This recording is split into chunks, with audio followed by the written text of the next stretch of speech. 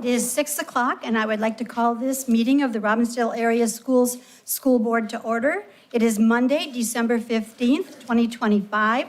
We are in the Education Service Center boardroom, and at this time, I would like to read the land acknowledgement.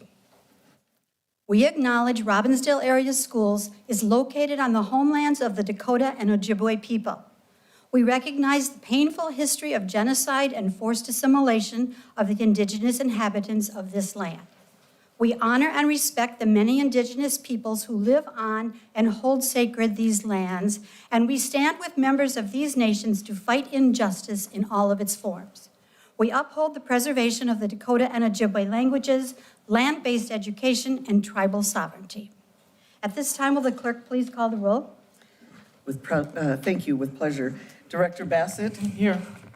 Director Bowman marks herself here. Chair Evans Becker? I'm here. Director Hillenbrand? Here. Director Long? Here. Director Wuto? Here. Dr. Stallo? Here. We are all here. And so the next thing on our agenda is approval of the agenda. Do I have a motion to approve the agenda? So moved. Moved by Director Wuto, seconded by Director Bowman. All in favor, please say aye. Aye. Aye. Opposed, say nay. We have an agenda. Okay. Next thing up is the consent agenda. Items on the consent agenda are considered to be routine in nature and will be enacted with one motion.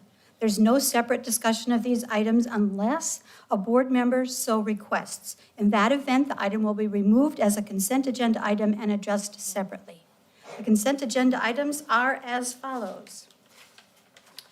The 2026 legislative platform, the district calendar for 2026-27, monthly professional development report, meeting minutes, financial reports, bi-monthly easy for me to say, bi-monthly disbursement report for December 16th, business office monthly contract report, community education monthly contract report, disbursements for November 2025, monthly budget to actual report, personnel report, license and non-license report. Is there, Director Bassett? Would you like to have the motion first, Chair? Because I can make the motion to move it. I just would like to remove item 2. Remove item 2, the district calendar. I'll move the consent agenda with the exception of item Okay. number 2. Is there a second for the consent agenda? Moved by Director Bassett, seconded by Director Hillenbrand, with the exception of item number 2, district calendar. Okay. I believe, is that a roll call vote? Nope. No. Okay, then, and all in favor of approving, yes? Yes, wait. Oh, it is a roll call vote. It is. Thank Sorry. you. It has to do with money. Yes. Oh, it's on here. So we are voting on approving the agenda minus item number 2. When you are ready, Director Bowman? Yes, I'm almost there. All right, I'll just do it this way. All right, Director Bassett? Yes. Director Bowman votes yes. Chair Evans Becker? Yes. Director Hillenbrand? Yes. Director Long? Yes. Director Wuto? Yes. Unanimous. Thank you very much. All right. The item that was pulled is the 2026-27 district calendar. Is there a move to approve the district calendar? I'll move it for discussion. It's been moved to approve the district calendar. Is there a second? I'll second. Moved by Director Bassett, seconded by Director Bowman. Director Bassett? Thank you.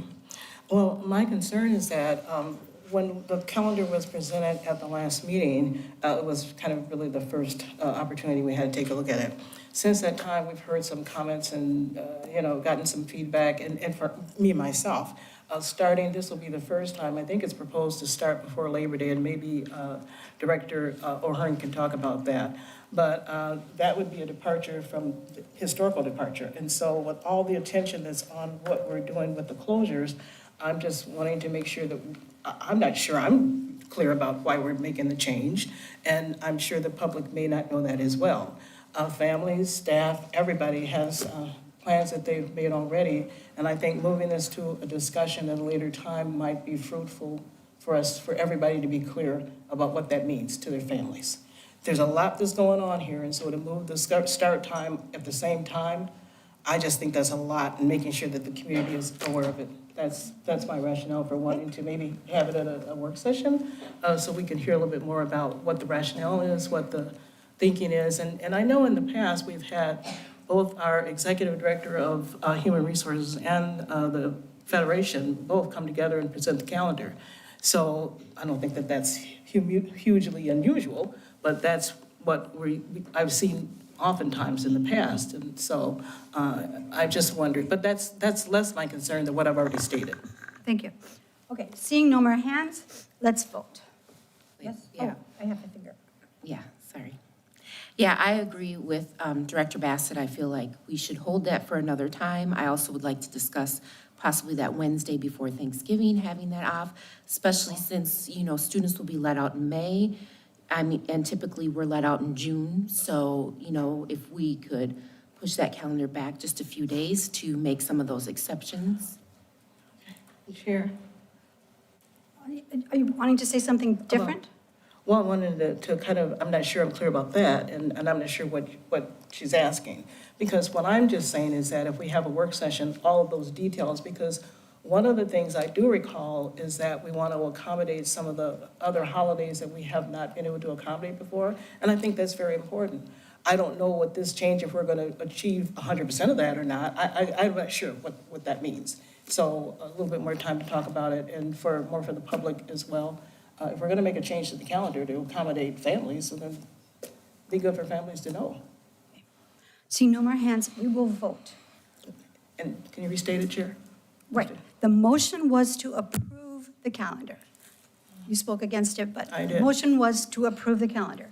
All in favor of approving the 26-27 calendar, please say aye. Aye. Opposed, say nay. Nay. Division of the House, let's do a roll call. Great. Director Bassett? No. Director Bowman votes yes. Chair Evans Becker? Yes. Director Hillenbrand? No. Director Long? No. Director Wuto? No. It does not prevail. Okay.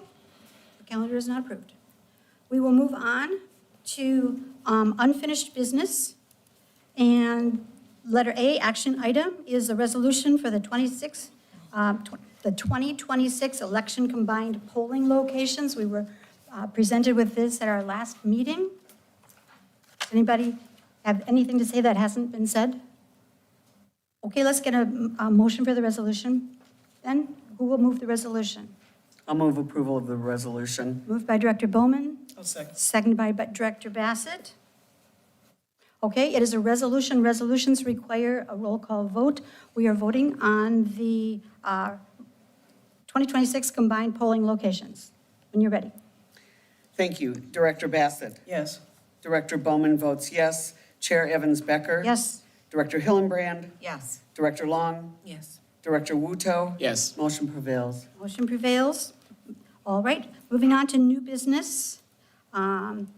Resolution accepting donations. Over $9,000 were donated since the last time we accepted donations. Is there a person who would like to move the resolution to accept donations? So moved. Moved by Director Hillenbrand, I'll second. seconded by Director Bassett. All right, this is a roll call vote because it involves money Of course. and a resolution also Yes. Director, pardon? for donations. Okay, right. The resolution accepting donations in the amount of $9,213.91. To be clear.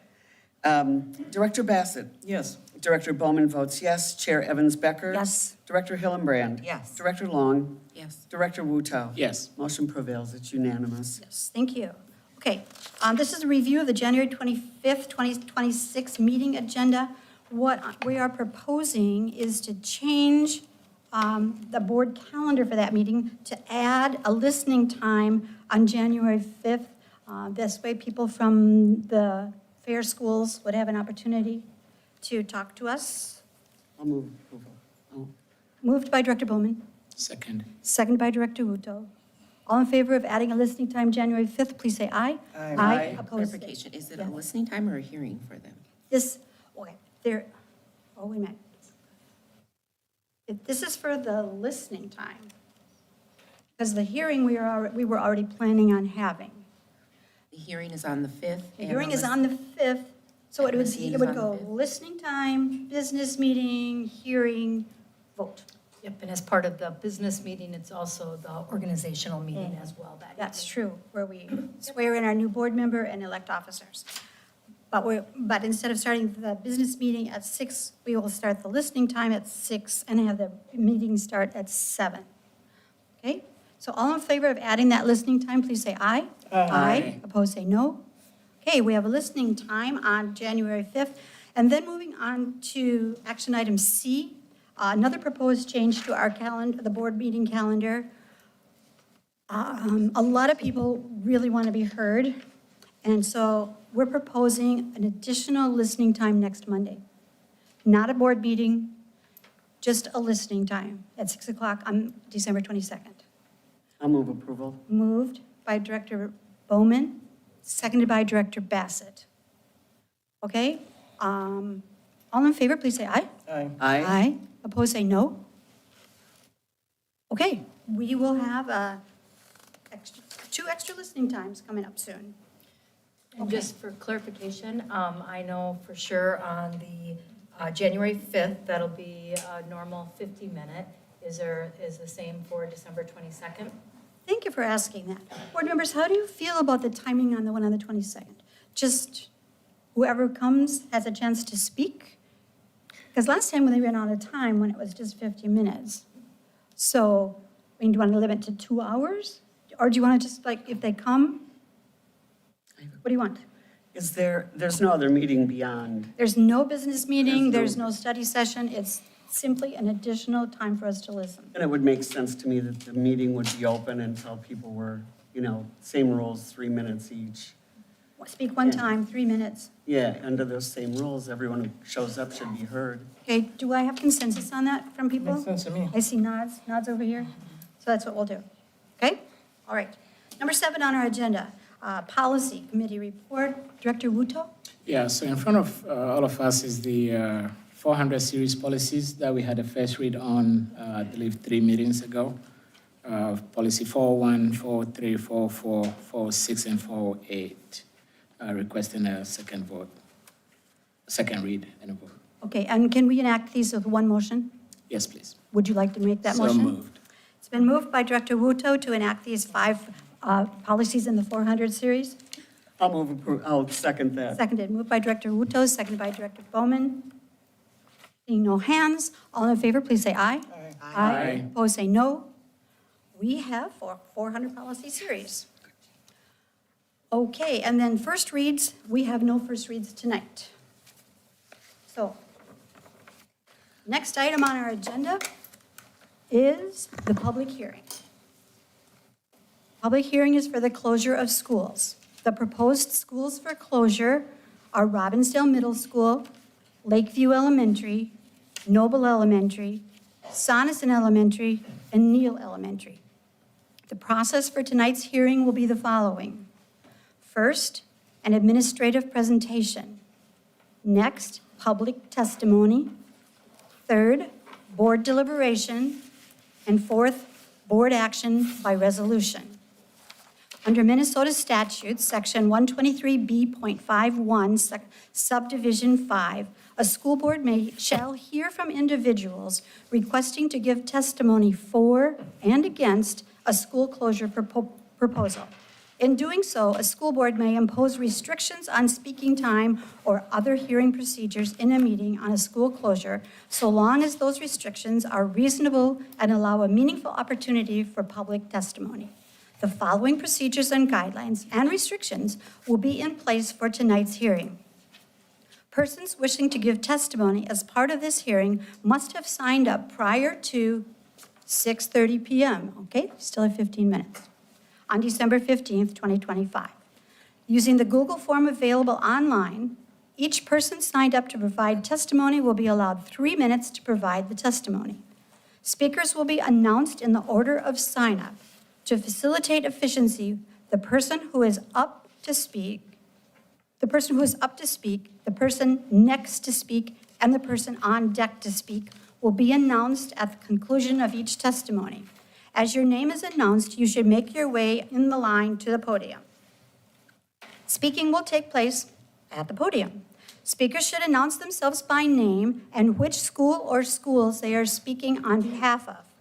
Speaking time will be controlled by a designated person. Oh, there she is, right there. Speakers will be notified by sign when there is 1 minute of time remaining. Speakers will be notified by a sign when there are 30 seconds of time remaining. Speakers will be notified verbally and a sign when time has expired and must finish their testimony at such time. Speakers will not be allowed to continue on past the allotted time. Please remember that testimony is directed only at the board, and as per school board policy, personal attacks by anyone addressing the school board are unacceptable. Persistence in such remarks by an individual shall terminate that person's privilege to address the school board. School board policy, Administrative Procedure 207, Public Hearing, Section 3, Procedures under C. Additionally, speakers are expected to adhere to School Board Policy 504 AP, Student Dress and Appearance, Section 2, General Statement of Policy. Individuals may not combine speaking time, so if one speaker only speaks for 1 minute and 30 seconds, they cannot share that time, so the next speaker has 4 minutes and 30 seconds. Individual speakers may speak only once during the hearing. Speakers may only speak about Robbinsdale Middle School, Lakeview, Neal, Noble, and Sonneson. Testimony will only be, and ESC. Testimony will only be heard for and against the school closures for this hearing. Speakers straying off topic and or discussing other building closures will be redirected by the board chair. If the off-topic testimony continues, the speaker will be stopped and the next speaker will be called to speak. To ensure the school board provides undivided attention to the speakers providing testimony, the following audience guidelines and restrictions will be in place. No signs will be allowed. No mascots will be allowed. No applause, cheering, booing, or other seemingly distracting behaviors to the process will be allowed. Persons not abiding by these restrictions will be considered disorderly, a disruption to the process, and be removed from the premises. The executive assistant to the superintendent and school board, over there, Molly, will distribute any speaker documents to the board. We will now begin the hearing with an administrative report. Dr. McDowell.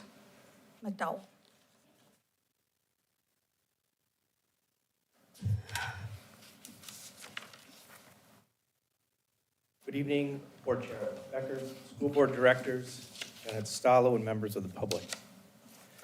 According to Minnesota Statute 123B, Subdivision 5, the board may close a schoolhouse only after hearing public hearings and testimony on the question of necessity and practicability of the proposed closing. The following information addresses the necessity and practicability for the proposed closing of the following schools and the Educational Services Building. Robbinsdale Middle School, located at 3730 Toledo Avenue North, Robbinsdale, Minnesota, 55422. Lakeview Elementary School, located at 4110 Lake Drive, Robbinsdale, Minnesota, 55422. Neal Elementary School, located at 6600 Medicine Lake Road, Crystal, Minnesota, 55427. Noble Elementary School, located at 2601 Noble Avenue North, Golden Valley, Minnesota, 55422. Sonneson Elementary School, located at 3421 Boone Avenue North, New Hope, Minnesota, 55427. And the Educational Services Building, located at 4148 Winnetka Avenue North, New Hope, Minnesota, 55427. The Robbinsdale School District is currently in statutory operating debt. The district also operates more school buildings than needed for its current enrollment, and the district is projected to continue to see enrollment decreases over the next 10 years. On September 23rd, 2025, the administration shared with the school board a short-term timeline, which will include submitting a statutory operating debt plan, or SOD, to the state of Minnesota, the Minnesota Department of Education, by January 31st of 2026. The timeline also included public board meeting dates along with expected topics of recommendations and options for reaching initial reductions of the SOD plan. The timeline specifically called out the potential of school closures as options for reductions. Between September 23rd, 2025 and December 8th, 2025, the administration presented at 8 board meetings or study sessions. During these meetings, various pieces of information were presented, including but not limited to the cost savings, utilization rates, long-term facility maintenance needs, demographic information, public survey information, community and staff input, student enrollment information, specific building configuration information, transportation information, programmatic information, site information, and community partnership information. In addition, at each meeting, the administration requested from the board what additional information was needed pertaining to the decision at hand, and then provided such information to the board. Between September 23rd, 2025 and December 8th, 2025, the administration shared on multiple occasions primary and secondary decision-making factors used in developing closure and consolidation options. The administration also shared how, when considering the district as a whole, each option presented the needed balance of efficiency, effectiveness, and equity, while also balancing which options were most desirable, feasible, and seemingly sustainable regardless of future decisions. Robbinsdale Middle School had an October 1, 2025 enrollment of 571 students. Its current programmatic capacity is 1,600 students, resulting in a utilization rate of 35.6%. The enrollment of Robbinsdale Middle School students can be sufficiently consolidated with another district middle school. Consolidation of Robbinsdale Middle School with another school will create efficiencies in staffing costs, programming costs, building operational costs, and potentially transportation costs. According to the latest facility condition assessment, Robbinsdale Middle School has a significant short and long-term facility need. The administration believes the information shared with the school board addresses the necessity and practicability for closing Robbinsdale Middle School. Lakeview Elementary School had an October 1, 2025 enrollment of 250 students. Its current programmatic capacity is 572 students, resulting in a utilization rate of 43.7%. Due to intra-district transfers, Lakeview captures 191 of 391 resident students assigned to its boundary. It is one of 3 elementary schools serving the east side of the school district. Lakeview Elementary School students can be sufficiently consolidated with other elementary schools and maintain service to the east side of the district.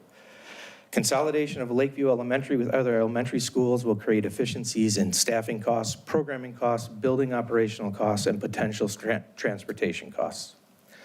According to the latest facilities condition assessment, Lakeview Elementary School has lower short and long-term facility needs, which makes it a good choice to repurpose for other programming. The administration believes the information shared with the school board addresses the necessity and practicability for closing Lakeview Elementary School. Neal Elementary School had an October 1, 2025 enrollment of 280 students.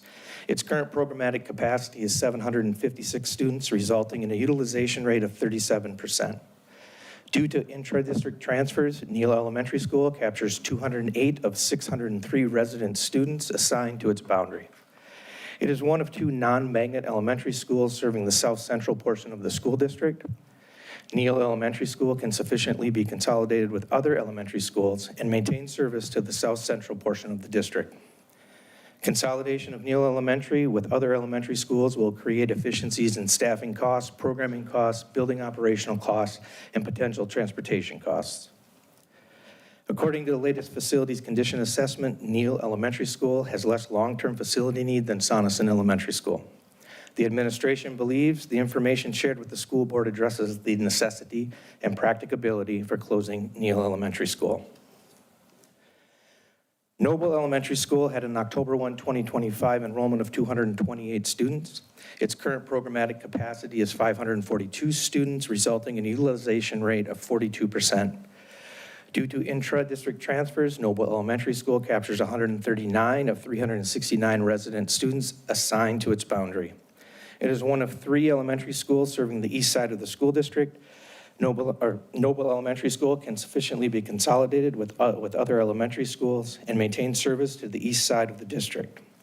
Consolidation of Noble Elementary School with other elementary schools will create efficiencies in staffing costs, programming costs, building operational costs, and potential transportation costs. According to the latest facility conditions study, Noble Elementary has more long-term facility needs than other eastern schools, but fewer long-term facility needs than south central schools.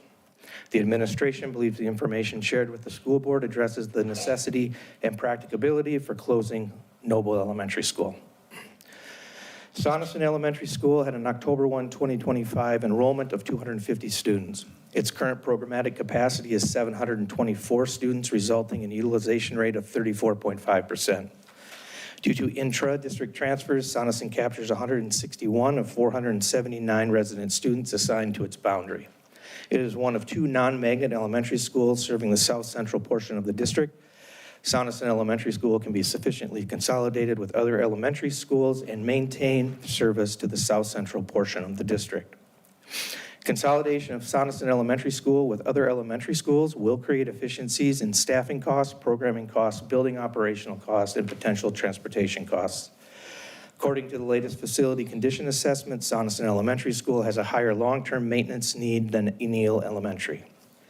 The administration believes the information shared with the school board addresses the necessity and practicability for closing Sonneson Elementary School. The Education Services Building serves as a district's enrollment center, functions as the school board meeting space, and houses approximately 108 district employees. According to the latest facility condition assessment, the ESC has approximately $11 million to $13 million of facility needs, which makes it a good choice to relocate into other existing buildings. The ESC departments can be consolidated with other programming at an alternate location or locations. Fully closing the ESC will save the district building operational costs.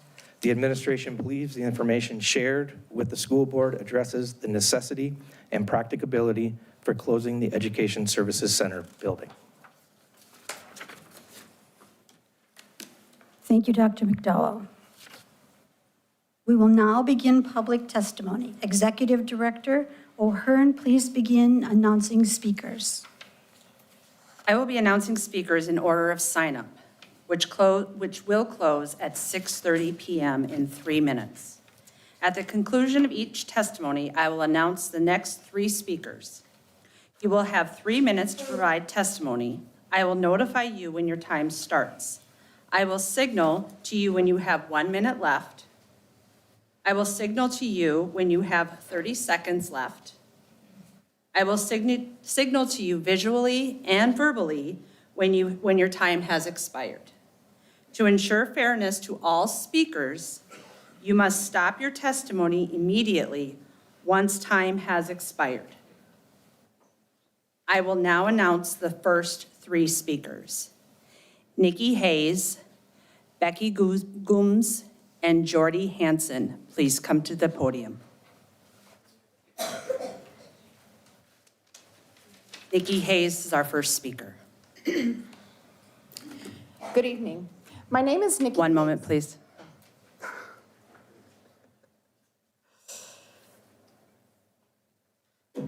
Go ahead. Good evening, Chair and members of the board. My name is Nikki Hayes, and I am a 4th and 5th grade teacher at Sonneson Elementary. And I'm here tonight because the proposal before you is not neutral. It is not equitable. It is a choice, and it is a choice that places the greatest harm on the students with the least power. Sonneson serves an overwhelmingly vulnerable population. 85% of our students qualify for free and reduced lunch. We serve students experiencing homelessness, high mobility, immigration-related instability, and deep poverty. Over 30% of our students receive special education services.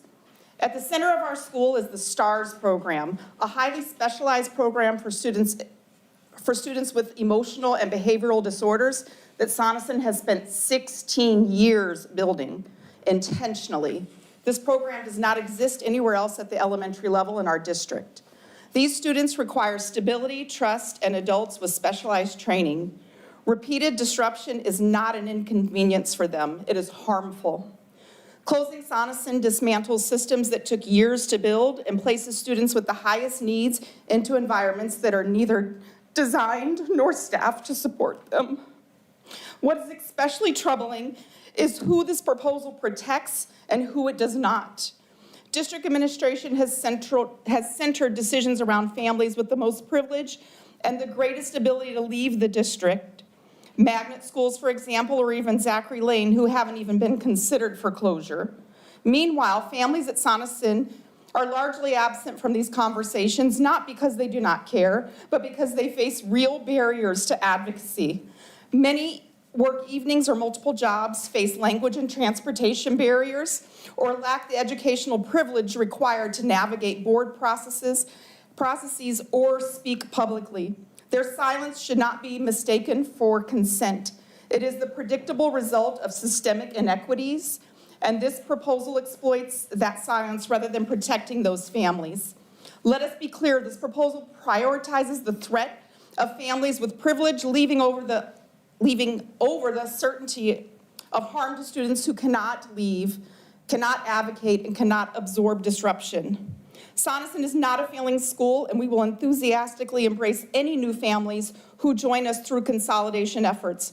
We are a catalyst demonstration school for inclusive, equitable practices. Our students, I urge you to reject a proposal that sacrifices our most vulnerable students to appease those with the most leverage. Sonneson is not expendable. Our students are not collateral damage.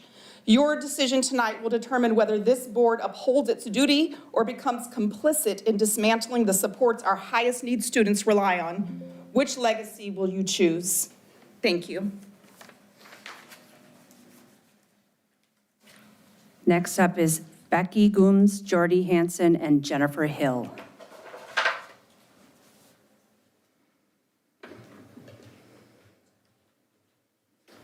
Good evening. My name is Becky Gums. I am speaking on the behalf of Sonneson. I'm here today to present undeniable, data-driven evidence that Sonneson Elementary is not just a school, but a high-performing model that must be preserved. We urge you to keep Sonneson open. In the fall of 2022, Sonneson piloted the Bridge to Read program in 3rd grade. Our commitment to this curriculum was absolute. By the spring of 2025, we achieved 100% fidelity in implementation. Our rigorous commitment ensured that the program was and is executed exactly as it was designed to maximize student learning. This results yielded truly remarkable district-leading outcomes. 2.5 years later, in the spring of 2025, our MCA scores across nearly all grade levels increased by 10%, with some rising as much as 16%. The growth is extraordinary. This level of growth is not accidental. It is the direct result of dedicated implementation and a successful curriculum. The data just from this year in November 2025 shows a standard in foundational literacy, while the district average for high phonemic awareness is 85.3%, Sonneson achieved 100%. In word study, the district is at 64.4%, but Sonneson is at 77.8%.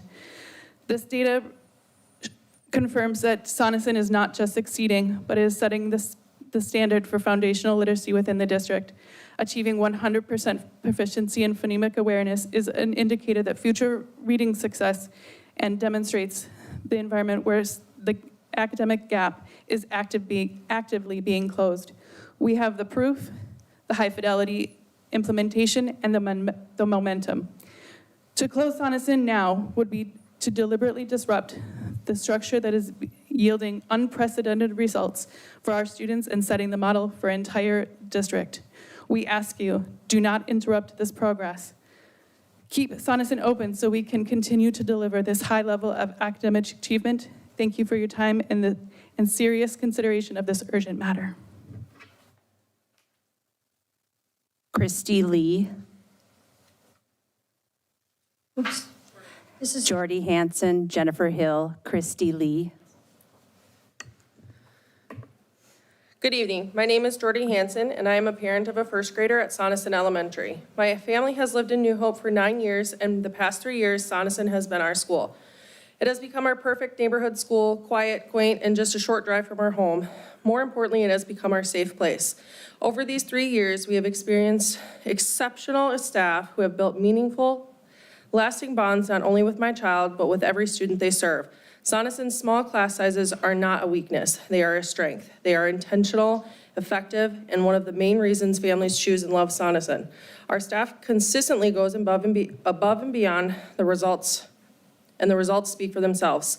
In just 3 years, my child's academic growth has been incredible. His reading is beyond first grade level, he's excelling in math, and that success is not accidental. It is a direct result of a strong, collaborative, and dedicated staff working together every single day. This is what is at stake. We entered this school year fully aware that our district was facing a serious financial crisis. We understood that at some point, school closures could be a possibility. What we did not understand and were never clearly told was that a closure was being planned for next year. Now here we are, pleading with this board to keep our school open and explain why it matters to us. Throughout this process, there has been a clear lack of empathy, transparency, and honesty from the administration. We are repeatedly told in meetings and email questions and ask for clarity, yet those emails go unanswered. There's no replies, there's no explanations, and there's no transparency. As parents and taxpayers, we did not create this financial crisis. So why are our families, our children, and our dedicated staff being forced to pay the price? This entire process feels rushed and backward. School closures should be a last resort when addressing cost savings. In any organization facing financial distress, leadership streamlines from the top down. That should have been the first step, not creating additional positions we cannot afford. From the many emails I have sent over the past 3 months, it should be clear how deeply I care about this school and how well it functions. Sonneson is our home, it's our safe space. It is a place we built with intention and entrusted staff to teach, support, and care for our children each and every day. Our children deserve consistency, and I don't want to tear them away from the only school environment they know as their home. Our staff deserves respect. This community deserves to have its work recognized and protected. Our staff are boots on the ground, in the trenches every single day, building successful, respectful, and responsible students. Their commitment and their stability they provide matters. It is deeply disappointing that this is where our district stands and that the administration appears disconnected from what is truly happening inside our schools. Please remember, you serve this community, and we expect transparency, accountability, and most importantly, to be heard. Thank you. Jennifer Hill, Christy Lee, Marcy Stein.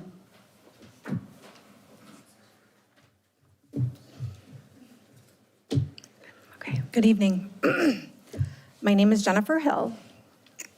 In my 9 years as a Lakeview parent, I have worn many hats, including PTO member, grant writer, volunteer coordinator, garden lady, playground monitor, pedagogical leadership team member, substitute teacher, and sporadic nanny for staff. In 2018, I identified and developed a successful Minnesota Department of Agriculture urban agriculture grant application for just under $10,000 to expand our school garden and add a greenhouse. I did this in spite of the district administration, not with assistance from them. After receiving the grant, all we needed was one district signature, and almost did not get that by the deadline because my contact at the district had left, and no one was answering my repeated calls and emails regarding getting that signature. I didn't even get my emails returned to sender, telling me that person no longer worked at the district. In 2023, the district acquired a grant to create an indigenous medicine garden at Lakeview to be overseen by Laura Torkelson, our school's nutrition manager, who spoke with you last Monday. That opportunity was voided when the district's buildings and ground staff unknowingly sprayed the site with pesticides, deeming that site unusable for that purpose for at least 2 years. Why am I telling you this? Because the people making recommendations about our future do not have the knowledge of all the past mishaps and harms that have resulted in the animosity, frustration, and distrust you see when our building is recommended for foreclosure, despite the long-term plan being moving away from a magnet school model and focusing again on all of our schools.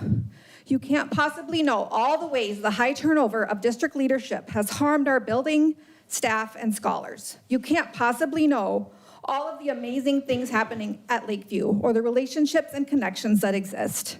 Did you know the University of Minnesota College of Curriculum and Instruction sends 30 elementary education practicum students to Lakeview each school year? In 2018, Lakeview raised over $40,000 to cancel our school lunch debt, and we put that surplus back to the district to cover others' school lunch debt. I am here to urge you to really take a step back and see the forest through the trees. Does closing neighborhood schools next year really make sense if the long-term plan is to move away from magnet programming and integrate STEAM throughout the district? Will closing neighborhood schools now and reconfiguring their boundaries only result in the need for that again when magnet schools are dissolved? Why are you breaking up the communities of families who truly value going to school with their neighbors? Is it because we are less likely to cut and run when we don't get what we want? Finally, I would like to make something very clear. As a well-educated two-parent household with very smart kids, we very deliberately chose to send our kids to Lakeview, and they are so much better for it. Thank you. Your time is up. Thank you. Christy Lee, Marcy Stein, Penelope Stein. Hi. I am a Robbinsdale citizen for the past 20 years, as well as a teacher at Noble Elementary for the past 11 years. I love working for the community where I live. Our Noble community is a beautiful, multi-generational one built on trust and acceptance. But that being said, every school community is special, and leaders need to think into the future about what is best for Robbinsdale community as a whole, focusing on infrastructure and less on emotion. The Robbinsdale City Council has been fighting for the community by insisting that Lakeview buildings stay open, and I feel the passion is respected, but short-sighted. A multi-city school district can include a city that has no schools because school district boundaries don't have to match city boundaries. A city doesn't need to have a school to be part of a school district, and the district's job is to educate students, not to place a school in every city. When administration first made the recommendations to close Lakeview, I recognized the sadness about losing a school in the community in which I live. But at the same time, I felt some hope that this was a chance to further strengthen our Robbinsdale community by having the majority of Robbinsdale elementary students in one school. I know it feels like communities are being destroyed, but I actually am beginning to see it as having a chance to have a Robbinsdale City school, where most of our city gets to grow up together and families across the city are more connected. That being said, populations change, and Robbinsdale students deserve a building that has the ability to expand with that population. Which studies show have, overpopulated schools, studies show has caused decreased academic performance, stress, and increased behavioral issues. If we choose a building that does not have the acreage to expand and contribute to the future vision of the district, this will hurt the city and cause more people to find housing elsewhere. Whether Robbinsdale students go to a school in the northern part of Robbinsdale or a school a few blocks west of Robbinsdale, citizens want a safe and high-performing school. That is what will keep families here. I have concern that the Lakeview property is not set up for future expansion due to its small acreage. Noble has ample space to grow if need be. Noble has applications put on hold until district decisions are made for a new playground and a registered school forest with active wildlife. Please think of it as an opportunity to build a strong Robbinsdale community, no matter the address. Whether Noble or Lakeview is chosen to close, the same amount of families will be affected, and the remaining school will work together to build a new, thriving community. Please take the time to consider all the implications for our future Robbinsdale families. Thank you. Marcy Stein, Penelope Stein, Samantha Mellum. First, I'd like to say that Penelope Stein is not here, so. Thank you. After Samantha Mellum, we'll have Gamechu Defy. Hi, my name is Marcy Stein, and I'm here to speak on behalf of all of the schools in our district. I believe that closing any of our schools at this time does not make sense. It feels like a very rushed decision, and it feels like we don't have all of the information. Closing elementary schools have been proven to decrease enrollments and revenue over long term. When board members and the public bring up costs to move students from schools to schools and retrofit schools, administration must pay attention and answer questions thoroughly and accurately, paying attention to nuance. Here are some times in real life when this led to disasters. In Washington, D.C., public schools closed 23 schools and expected to save $9 million, but its actual expenditures for moves came into $40 million, and that source is from the Washington, D.C. Public Schools report. Stillwater closed 3 elementaries at the end of 2017 and 2018 despite enrollment positives and drove enrollment down even further. And the source for that is, I have a link here, but it's the something.org Stillwater School Board. So I am urging you all to think about this and vote no about closing any of our schools at this time until further investigation of what would make more sense for our district. I understand that we're facing a really tough decision, and I understand that there's a lot on the table. But instead of pitting our schools against each other on who should stay and who should leave, how about if we bring our community together and stop rushing our decisions? Thank you.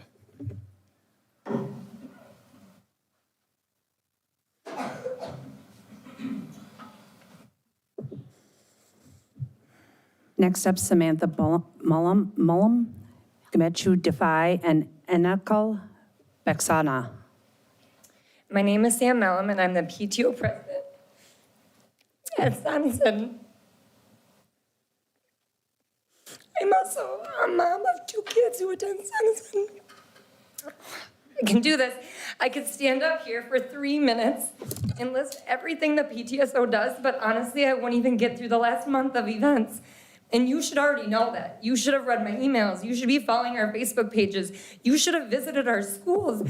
You should know all of these 5 schools by heart by now. If you don't, that's a serious problem. Throughout this entire process, our PTSO has received not a single response or guidance from the district leadership of how to navigate this or what to tell our families. That silence has made us feel like our work doesn't matter, like we are fighting for our school and our voices aren't being heard. I truly hope the superintendent's office has seen and read our emails, even though I've not received a single reply. I am standing here today not just as a volunteer, but as a parent whose lives have been changed by Sonneson. When my son started this district, he relied heavily on an iPad to communicate. Today, he is a thriving first grader who fully is understood and no longer needs reading support. That progress is because of the help, expertise, dedication, and advocacy of the staff at Sonneson. I also have a daughter with serious food allergies. Recently, more than 20 staff members sat down with me and my family to make sure they understood her needs and how to keep her safe. Staff members also gently walked me through the IP process when I didn't quite fully understand she might have dyslexia. That is not ordinary care. That is a school community that truly sees our children. Sonneson does more than just teach. It provides consistency, trust, and belonging for families. Just last week, we had 22 high schoolers, along with parents and grandparents, who volunteered at winter classroom parties. High schoolers came up to me and said they loved being in our building. That doesn't just happen by accident. It's because we have a culture that exists at Sonneson that's so amazing. And now we are being asked to live with this ongoing uncertainty. Why would I bus or drive my kid 10 minutes to a school in this district when there's no guarantee he's going to be there for his entire elementary experience? When I could drive that same distance to another district that offers stability and a clear plan. I cannot live with the what ifs. Families in this district deserve better. Our children deserve better. There have been no clear path forward, only uncertainty. I cannot watch the children go through this anymore. My friends at other schools go through this. If families continue to be uprooted, but may the only safe place, Sonneson is not just a building. It's stability, it's safety, it's our community. Thank you. Busy.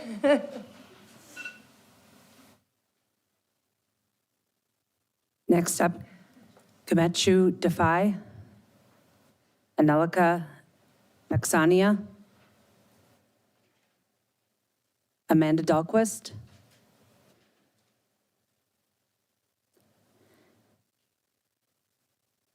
Annie Andusi.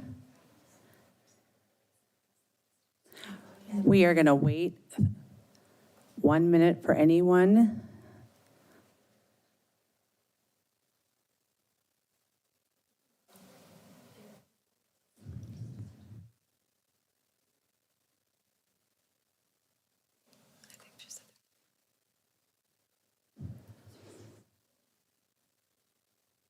Oh, they're in the basement?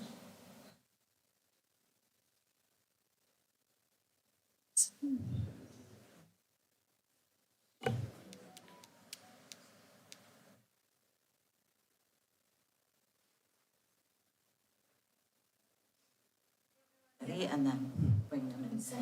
I think we've got people down there listening. That's kind of what our plan was. Thanks for the offer, though. We are going to move on, and we are going to come back. Does that? Okay. We are going to go to Catherine Mayfield. Or John Hardy.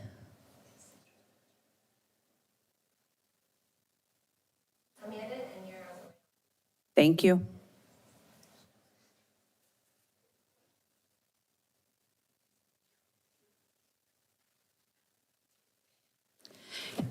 Can you tell me your name, please?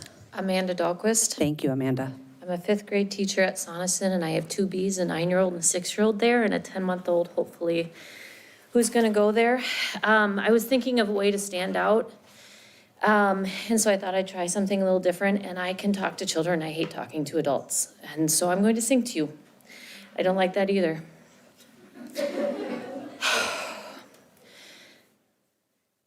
We've got 2 gyms, an outdoor classroom and green space, multi-purpose room for adventure club play place, a cafeteria that doesn't share its area with the other gym. Sonneson, our own sweet beehive, has almost 3,000 extra square feet. And if you ever saw it, you'd love the way our halls low breathe. We started Bridge to Read for the district, Par and I the lucky 2. Our data shows fast improvement, worth 50,000 buckaroos. We used to pay for catalysts through our own compensatory funds.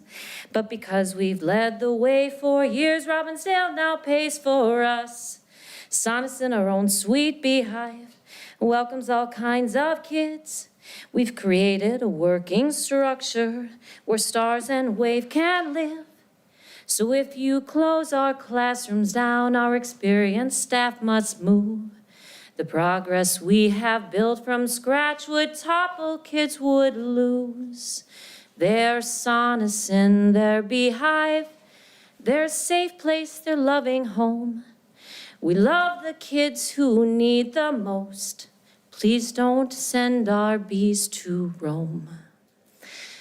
At Sonneson, we have some of the neediest kids in the district, and we have created a place that is full of love. We know what neurodivergence is like. We know what special education is like. My own son is diagnosed with ADHD and is brilliant, but will not stop talking about airplanes. I choose to send my kids to this school. We chose to buy a house in the district so that our children could go to Sonneson. It is the bigger school. It has more amenities. We are the perfect place to gather more kids, and we have had twice the amount of kids in the school before, so we have the ability to do so now. So when you're looking at it, please keep those things in mind, and happy holidays. And I'm gonna go put my head in the sand.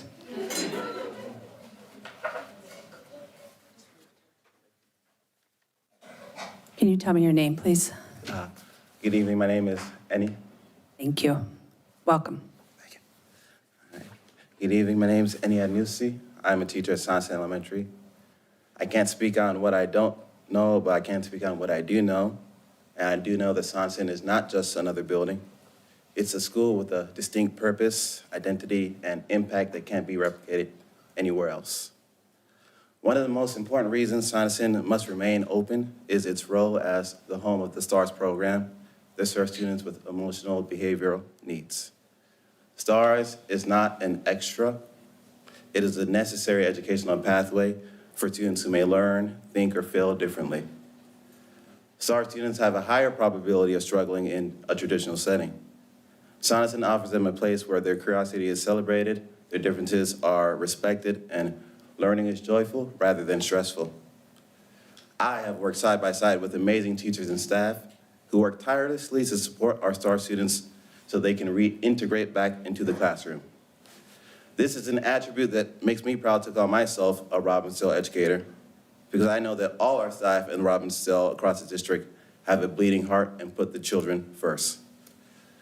If we rewind to about this time last year, there is a young girl in my class who was experiencing difficulty not just in school, but life in general. And I'll be honest, it was not dandelions and daisies to begin with. There's a lot of adversity faced to help this young lady try and be successful, and I definitely had to take myself on. This was not something I could ever have hoped to achieve alone. But our school is so well equipped to deal with such unique circumstances that we can turn bleak situations into success stories. This young lady is now thriving as a part of our STAR program, and most importantly, is happy. It always warms my heart to exchange greetings or a hug with her when we cross paths, and that's what keeps me grounded as an educator. The teachers and STAR staff are not only experienced, but uniquely trained to meet the unique academic, social, and emotional needs of our students. I would like to highlight the word "our" because they are all of our students, regardless of what class or program they are in.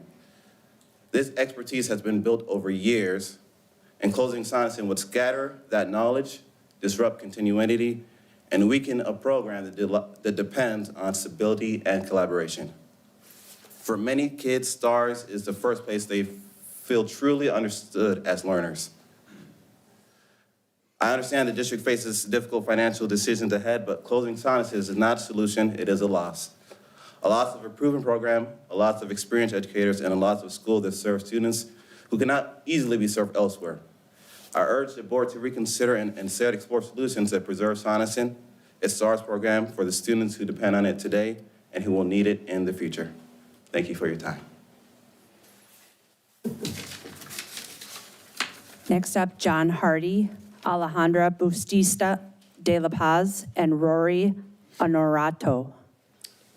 First off, what's up, Robbinsdale family? I see y'all in here. Is that out of decorum? I'm off to a bad start. I'll start over, okay? Let's start fresh. What's your name? Hi, I'm John Hardy. I want to begin by thanking those of you in the room who are carrying the weight of this work and who will ultimately be asked to make or live with these hard decisions. I'll start by saying that I'm aligned around the idea that we shouldn't close any of our schools. It's a loss for all of us. I'm disheartened to hear about the lack of responsiveness to the folks in the room, and my true hope is that this community is fully heard before rushing into a decisive and irreversible decision. That said, I'm here to speak in strong support of Noble Elementary and its extraordinary staff. My youngest son is a kindergartner at Noble, and my oldest attends Fair Crystal. My wife is a Robbinsdale School graduate, and both of us grew up within 10 minutes of the schools being considered in our conversation today. This district isn't abstract to us, it is home, as you've heard multiple times. Since my youngest began pre-K 3, we've been deeply intentional about this educational experience he's having as we navigate his neurodivergence. Like many families, we're not just looking for a building or a program, we're looking for an environment where our child is understood, supported, and allowed to thrive as his full self. In my nearly 20 years as a scholar and practitioner focused on inclusion, culture, leadership, belonging, I've learned that people, and especially children, don't thrive because of policies, financial decisions alone. They thrive because of the people, because of the leadership, and because of trust. You need high trust environments to have successful people in any room, including this one. That's exactly what Noble provides to my family. Our experience at Noble has been nothing short of exceptional. It starts with Principal Reichenberg. Whether he's directing pickup traffic, DJing school dances, or showing up for community events, he leads with presence and humility.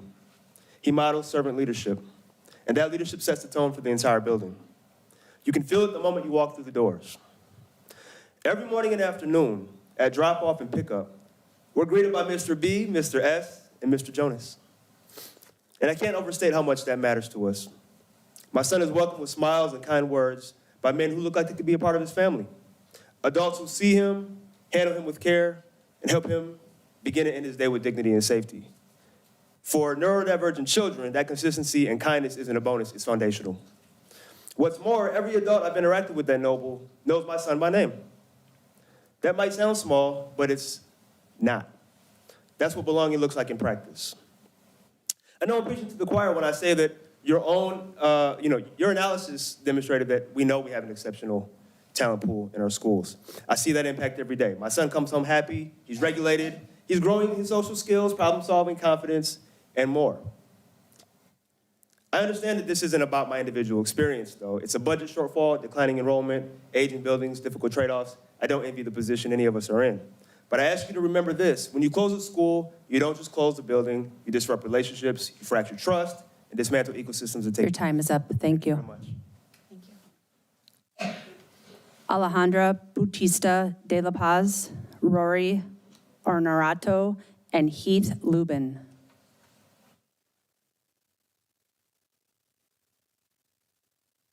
I've been informed there's a 30-second delay in the basement, so they're getting this 30 seconds later than we were announcing it.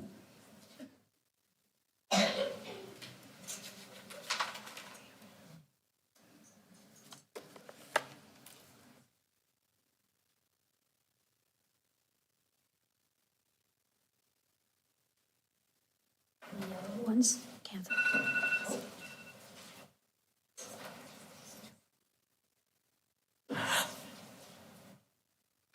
Catherine Mayfield, if you are in the basement, please come up.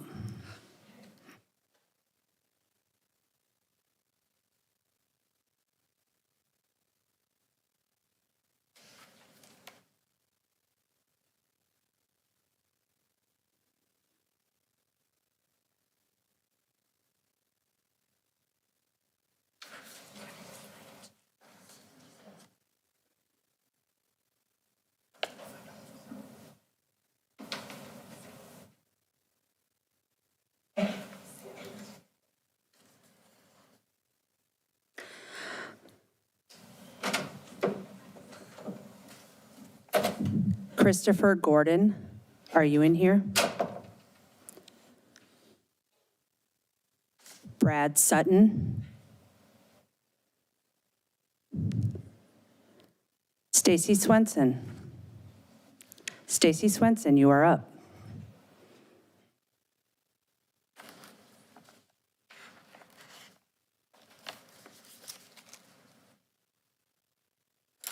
I'd like to ask the audience to refrain from sign language applause.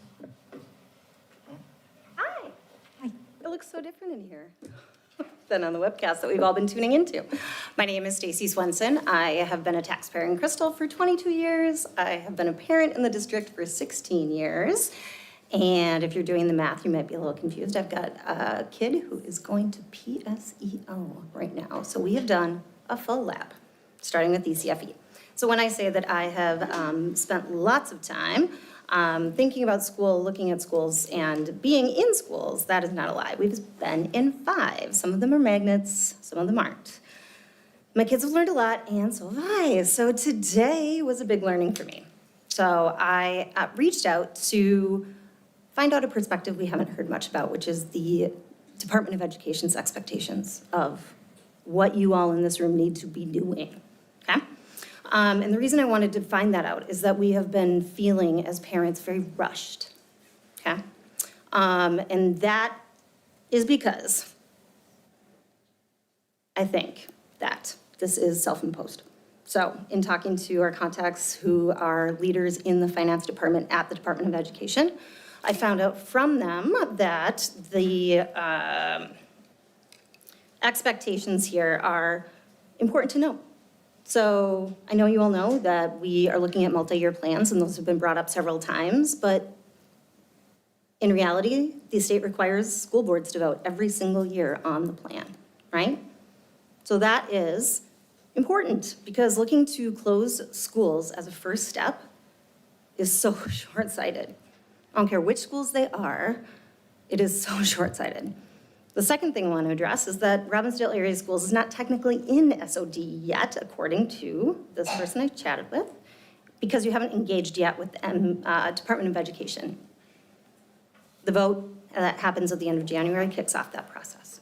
So It is pretty important to remind ourselves that we can and we should resist the obvious pressure that we're putting on ourselves with these deadlines. What I am asking and urging and hoping, praying, is that we can take the logical steps here to vote no, fail this vote. Okay? The steps after that is that we hit pause for our kids. We chat with the community and all the other stakeholders out there who have great ideas. I want to point out that there are publicly available reports of the spending of this district. I can point you to where to look for solutions of contracts and other things that could help us save money to the tune of similar cuts, similar amounts as closing schools. So I urge you to not rush this community, because if the decision is ultimately to close schools, which we all kind of realistically suspect it is, at least this Thank you. Your time is up. approach will help you earn back some trust. Please come forward. Am I next? Yes, what's your name, Gordon? please? Christopher Gordon. Thank you.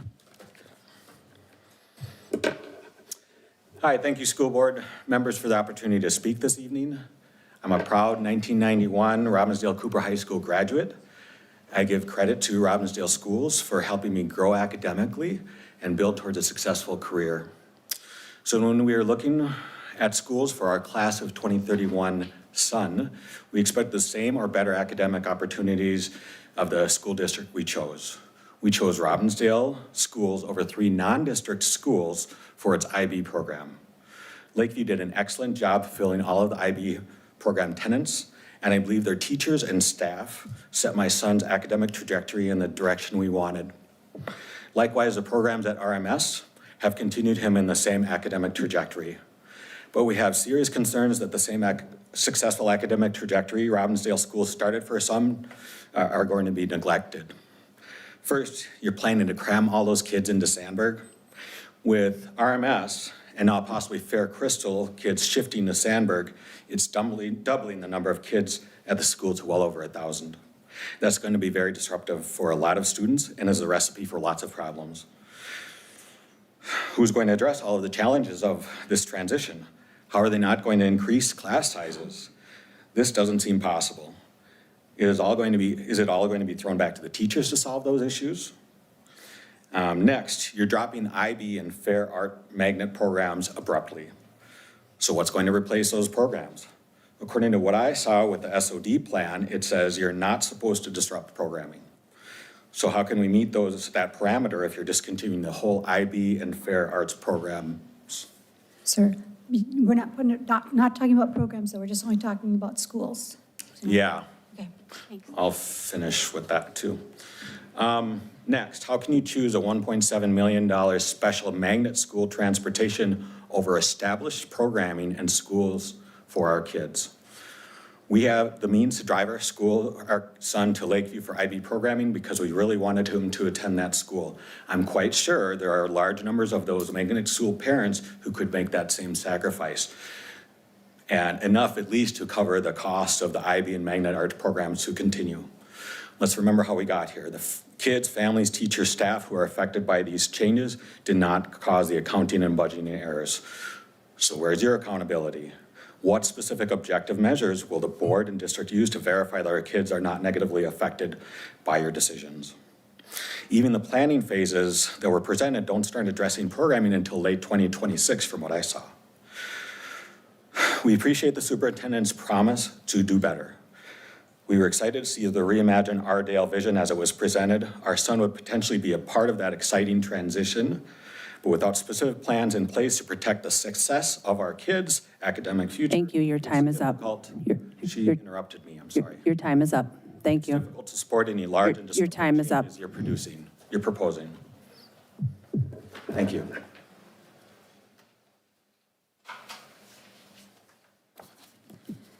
Brad Sutton. Hello. Thank you for your time this evening. My name is Brad Sutton. I am the mayor of Robbinsdale, and I am here to speak on behalf of my city and the many residents that I've heard from over this matter. First, I understand you're facing an impossible decision, Many of us do understand that. But I'm here to tell you tonight what you're about to do to Robbinsdale isn't just another difficult budget decision. It's the final chapter in a decades-long story of our city feeling expendable. As I stated in our council meeting, which you attended, thank you for joining, not everything of value can be measured by facts and figures. Reputation, belonging, community identity, these are things that aren't going to show up in spreadsheets, but they are what hold a city together. We have a history, and I want to thank former Mayor Blonigan for his letter to the Sun Post for reminding me of that history. In 1982, the board was deadlocked 3-3 on whether to close Armstrong or Cooper, and the compromise was to close Robbinsdale High School. Then sometime later, it was Lee Elementary School. Then the old Robbinsdale High School building on 42nd was demolished, and now Robbinsdale Middle School and Lakeview Elementary face the same fate. It feels like a pattern. When tough decisions need to be made, Robbinsdale pays the price. When resources need to be consolidated, it is our schools that close. We're looking at Robbinsdale being the only school, probably in the entire Twin Cities metro area, without a public school. Our children will get on buses every morning. They will leave, they'll be divided up, go to other communities, further fracturing an already fragile bond that holds our neighborhoods together. We'll become a city that children leave, not a city where they learn and grow and build memories together. And what kind of message does that send to our young families? What kind of future are we building for them when we look at telling a city that you're not worth having a school? You're not closing a school, you're putting the final nail in a coffin that buries the history of education in Robbinsdale. I know you're good people. I know you work impossible hours because you care about our kids.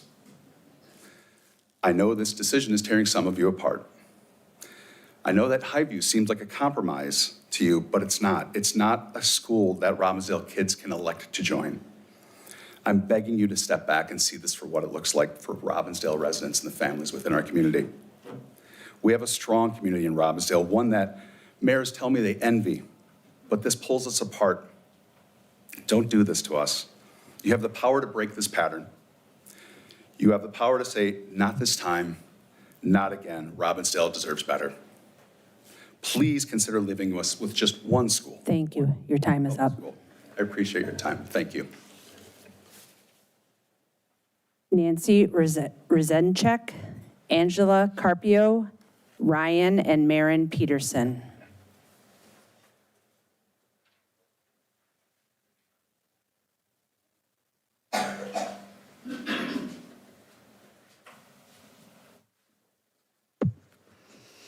Good evening, Nancy Rezatek. My name is Nancy Rezatek, and I am proudly worked for Adventure Club as an inclusion specialist for 23 years. My journey has taken me to all 4 of the elementary schools that we are talking about closing today. All these schools have great things about them. There should be no reason we have to close any of them. But tonight I speak here for Neil, because Neil has a unique thing that we don't talk about. If the decision is made to close Neil, you won't be just closing a building. You will be actively undermining the district's own mission for our learners to positively contribute to their community.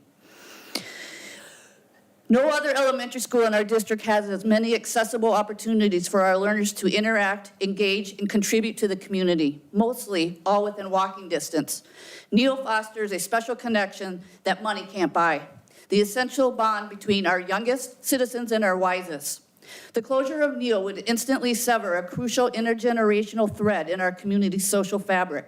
Our students have a vibrant walking relationship with the Heathers Manor Senior Living. It's not a one-off field trip, it's a routine of kindness. Our groups like Adventure Club, Girls on the Run, and some of our classrooms have walked over to the manor to deliver handmade holiday cards, to play games with the residents, and to perform talent shows for them. And this partnership is reciprocal, because the manor donates school supplies every fall.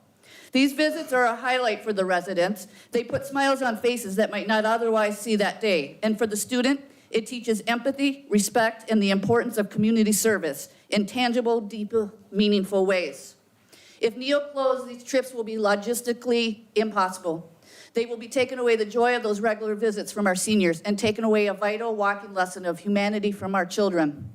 The connections extends beyond the manor. At Neal, our students constantly are learning empathy and understanding simply by being here. We have a resident from a nearby group who tries to come at least once a week in his wheelchair, depending on the weather, just to be our official door greeter.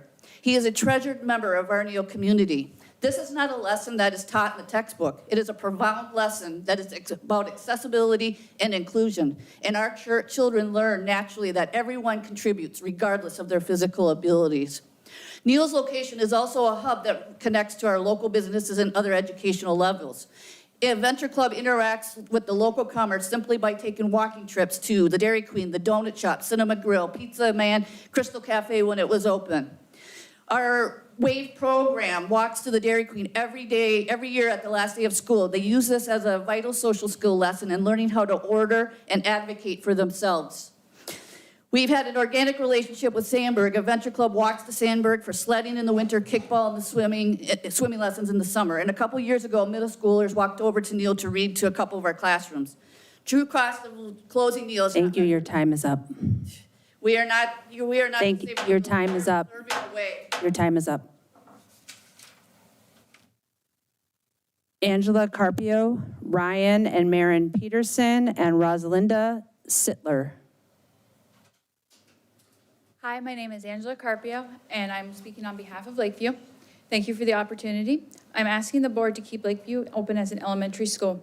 I'm a Robbinsdale resident and a parent of 2 children in Lakeview. 2 of the 5 schools tonight's proposal reside in Robbinsdale. Due to budget constraints, I understand that some schools will close. However, eliminating all the neighborhood schools in the city of Robbinsdale not only harms the students, but the city. Robbinsdale will be the only city in the area that doesn't have any neighborhood schools. Closing all the neighborhood schools in the city of Robbinsdale will likely have a negative impact on our property values, making future school levies challenging to even pass in our city. The closures can deter future families from moving into the city of Robbinsdale. A portion of Brooklyn Park and Golden Valley are in the Robbinsdale district, but both also have elementaries and other schools or other districts. Golden Valley will have a District 281 middle school, unlike Robbinsdale. Repurposing Lakeview would have a large impact on the city, as we don't have any other neighborhood schools. It would mean losing a playground that is located near subsidized housing options that many rely on. All the schools tonight on tonight's proposal are Title I schools. Majority of the students that attend these 4 schools are from marginalized communities. Last year, 78% of the Lakeview students were on a free or reduced lunch. That is the 3rd largest percentage of schools in the district. Research consistently shows that schools in high poverty, shows that students in high poverty schools tend to score lower on academics and like standard testing and lower graduation rates. Students in high poverty schools have a greater needs, which makes funding and resource gaps even more important or impactful. Often Title I funds is not enough. All our schools that have been cut are, all the schools in Robbinsdale have IB programs are Title I. My children are Latino and multiracial. They both are on IPs. My oldest has thrived in Lakeview. Lakeview is close enough to our home where we can drive him to school without actually having special ed busing. The schools are a smaller footprint, which has allowed my son to be safe as he gets easily lost and confused and is incredibly slow, doing any physical motor movements. Change is hard on my kids. They're losing their IB program, their middle school, and possibly their elementary in one decision. That is a lot for any child. I plan to remain in the district regardless of the decision because I love my community. But if I was a new home buyer, that lacked neighborhood schools, that would heavily impact my decision on whether I would relocate to Robbinsdale. I believe in our district, our students, and our teachers, and I ask the board to please make a final decision tonight on which schools will close. Not knowing if our school will be closed is stressful. We need to have a plan to know what it looks like next year. We have to prepare social stories, plan with teachers, mourn the losses, and celebrate the wins. I appreciate your time. Thank you. Ryan and Maren Peterson, Rosalinda Sittler, and Jason Greenberg. Hi, my name is Maren Peterson, and I'm in 7th. I'm sorry, one moment, please. Ryan and Maren, you're signed up together? Yeah, but we signed up again separately later. So you're speaking twice? I realized I made my mistake, so I signed up later, both of us separately. So you're each going to speak once? Yes. Thank you. Hi, my name is Maren Peterson, and I'm in 7th grade at Plymouth Middle School. I'm here to talk about the RMS auditorium. I'm honestly really nervous to be up here right now because I'm pretty shy, but theater has taught me that sometimes you have to do scary things anyway. So here I am. Why the RMS auditorium matters is because it's where we do our shows. I've been in the PMS theater program for 2 years, and every time we perform, it's on that stage. It's also where SMS does their shows and fair, and where orchestra rehearses, and where choir concerts happen. A lot of kids depend on that space.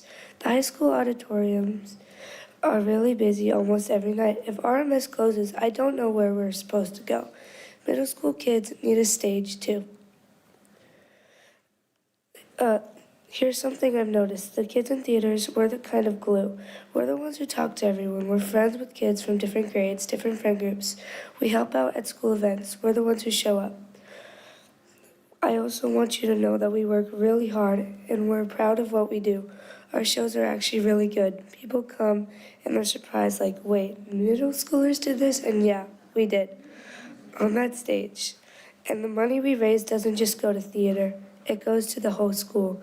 We help pay for track uniforms, stuff for the nurse's office, arts, and art supplies. I think that's pretty cool, that what we do on stage helps other kids too.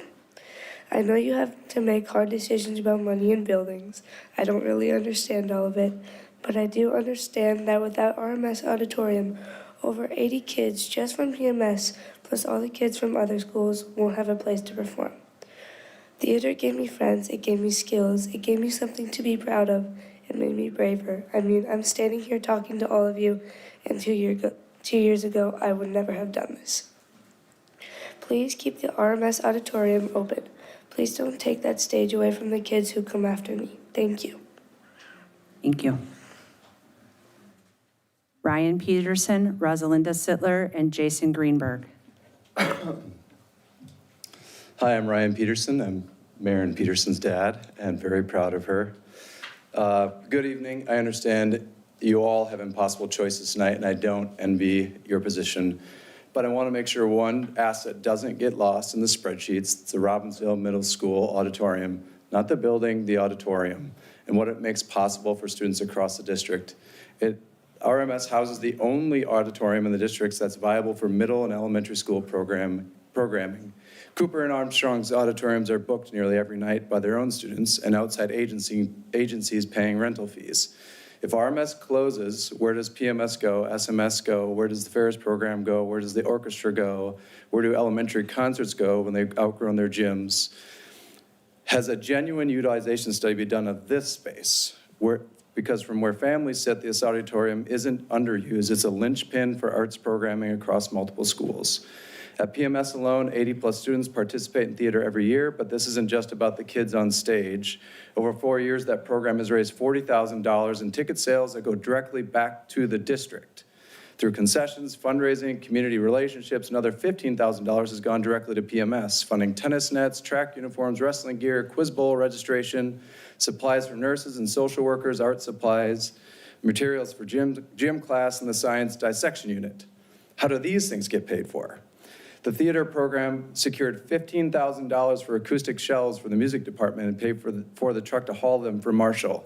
This is a program run by someone paid $3,000 who puts half of it back into the shows and is subsidizing programs across the schools. That would otherwise go without this.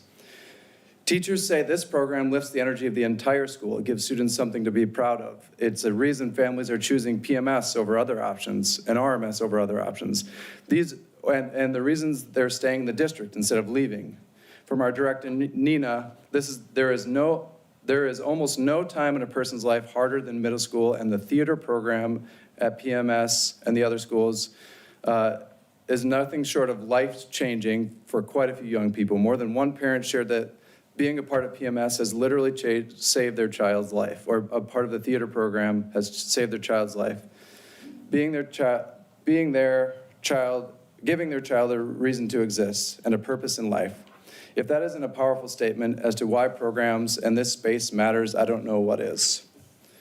I'm not asking you to ignore the financial reality. This is not about cutting the cost of operating a building. This is about ending access to an asset that has saved kids' lives, has covered the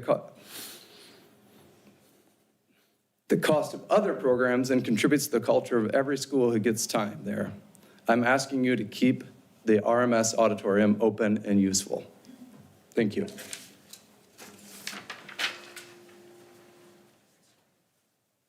Rosalinda Sittler, Jason Greenberg, and Nicole Armstrong. Good evening. My name is Rosalinda Sittler. I live in Brooklyn Center. My three adult children all attended Robbinsdale schools. And just so that you know, public speaking is not something that I'm comfortable with, but I felt I had to say something in support of Neal Elementary. For the previous 4 years, I was a reading corps tutor at Neal. I was welcomed there with open arms by all the staff. With their support, I went from someone who starting out didn't even know phonics, it skipped my generation, to someone who is now good at their job and is making a difference in my students' lives. Since Reading Corps only allows tutors to work for 4 years, and I couldn't bear to leave my students in this loving school, I am now a volunteer tutor 4 days a week with almost as many students as I had before. Neal has also allowed me to share my creative side with the school through its main display case. I get to tweak the students' imagination and curiosity. For example, right now an EA and I have an I Spy case with weekly changes in what the students are looking for. It makes me feel honored that I'm allowed to do that for the students. There is a feel at Neal that runs through the school that just can't be explained. It is with this sincerest hope that Neal is one of the schools that is allowed to survive these tough times. Thank you. Jason Greenberg, Nicole Armstrong, Rachel Doherty.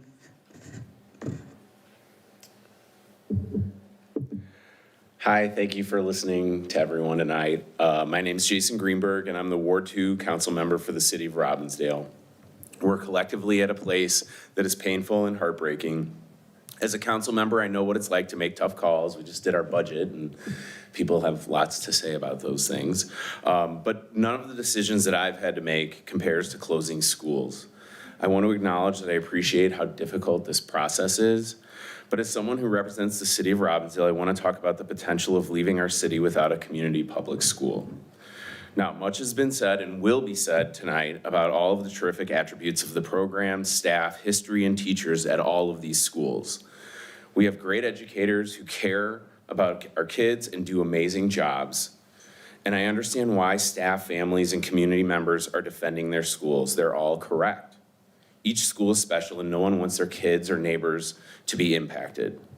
From a city official perspective, if RMS and Lakeview are both closed, it'll leave the city of Robbinsdale without a community public school. I recognize that this district does not have any schools in Brooklyn Park, but the city of Brooklyn Park does have community public schools. I would like to focus on how this would impact the entire city of Robbinsdale. I've received countless emails and messages on social media from Robbinsdale residents in support of our schools. I heard from a family with a 2-year-old that said they will leave Robbinsdale if Lakeview closes. More generally, people looking to buy a house want to know that their city has a community public school. If all of the schools in Robbinsdale are closed, we will be the only city in the district without a community public school. No matter what decision is made about the other schools, no city will experience such a complete loss. That will impact not only our school community, but who stays in Robbinsdale and who moves to our city in the future. And that affects our residents, homeowners, renters, landlords, businesses, and on and on.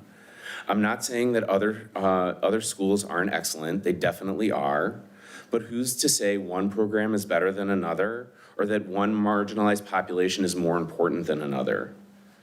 If you take all that out though, one fact remains, and that is that Lakeview Elementary and Robbinsdale Middle School, if they're both closed, Robbinsdale will be the only city in the district without a community public school. A cost that will dearly impact our entire city, and I hope one that you consider as you deliberate tonight. Thanks so much.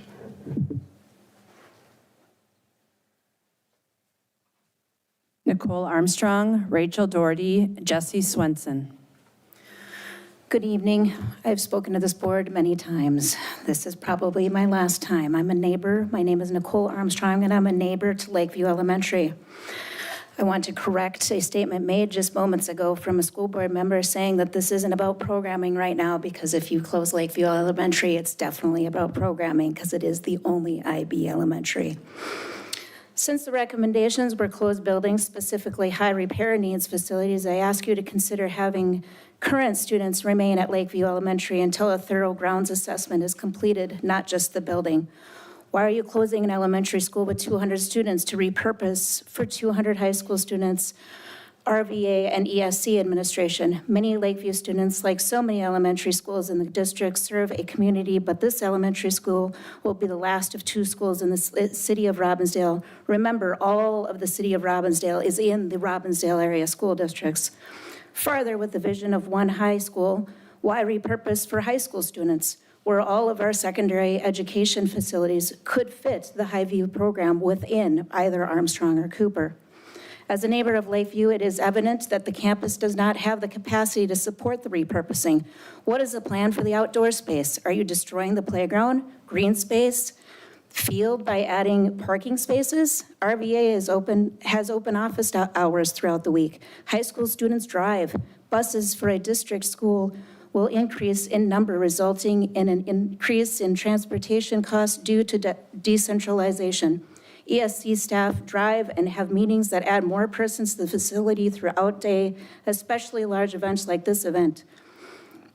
Have you done an environmental impact study on the external changes to a building? Is there an environmental impact study on what'll happen to the nearby lake with the water in the playground and the water levels below the ground levels, not soaking in water, and how that impacts the neighbors? If so, please provide those to us. What about the outdoor greenhouse in the garden that was mentioned earlier? What about the underground water plane that I just mentioned? I appreciate the hard decisions that the 6 school boards, soon to be 7, by the end of January 2026. But I want you to consider in your vote by contemplating who is Robbinsdale area schools.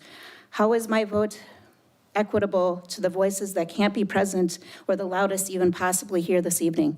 As I watch families send their kids across the street from the apartment complexes recommended by 2 dots on your heat maps, walking down or across 42nd Street or the very short pickup and drop-off lines, we are all keep a watch on our local elementary school as part of our community.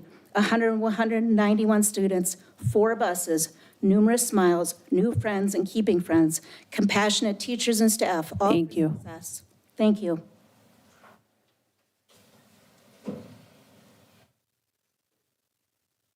Rachel Doherty, Jesse Swenson, Allie DeLuna.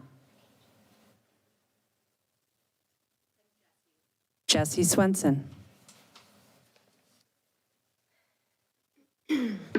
Hi there, my name is Jessie Swenson, and I'm a parent of 2 kids who currently attend Noble Elementary.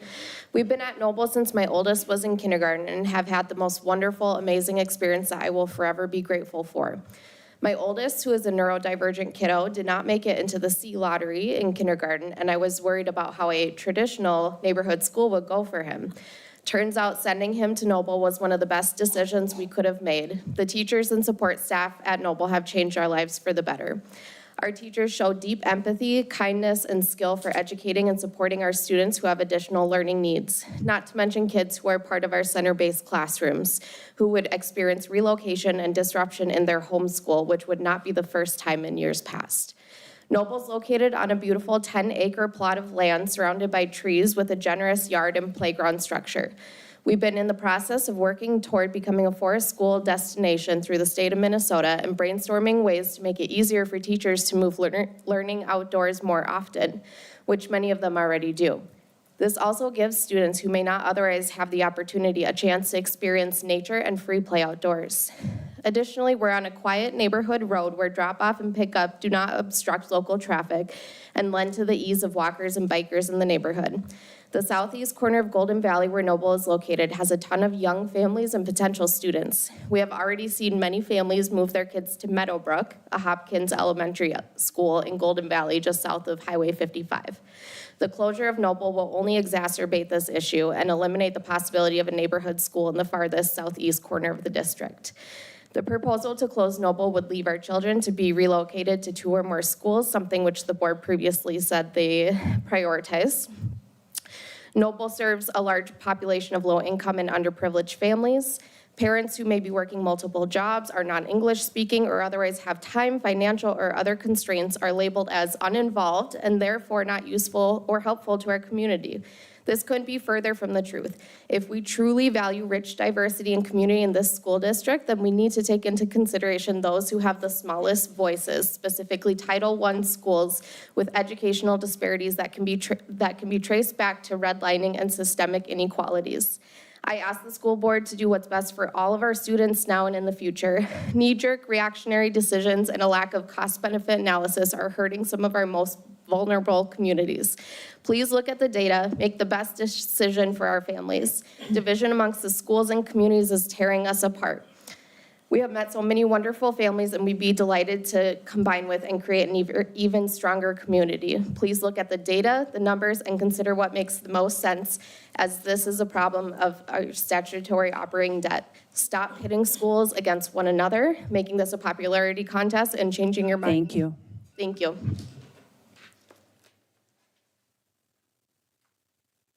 Ali DeLuna, Marie Issis, and Dak Flagel.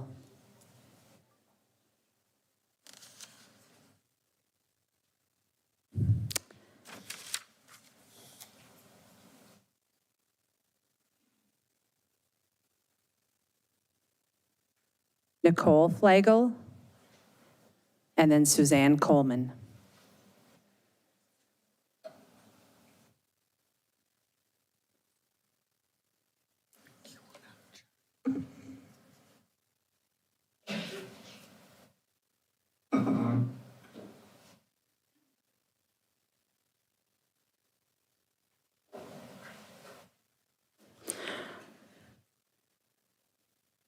Rachel Va.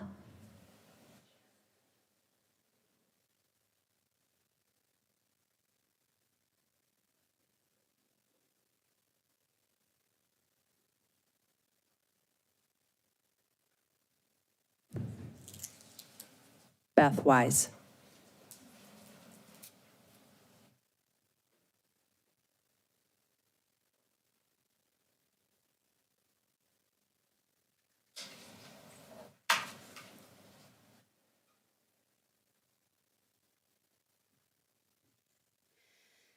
Good evening, Chair Evans-Becker, Directors Long, Bowman, Hillenbrand, Bassett, and Dr. Ruto. My name is Beth. I'm an Ardale parent and community member, and tonight I will be speaking against the closures of all schools, Sonneson, Lakeview, Neal, Noble, and RMS. My request tonight is singular and simple. Please vote no on closing any school tonight. You have been rushed. Administration knew schools needed to close for over a year, but provided specific recommendations barely 3 months before the SOD deadline. This pressure is unfair to you and is not a mandate for immediate action. The law requires an SOD plan by the end of January 2026. It does not require an $8 million cut next year. Closing Lakeview, Sonneson, Neal, Noble, and RMS now, based on limited data and under illusory pressure, is a foundational error. An action impacting 1,700 students and staff and valued at $2.5 million demands more than 2 months of rushed discussion. If this fractured start defines our district's foundation, I am deeply worried about what 2030 and beyond will bring.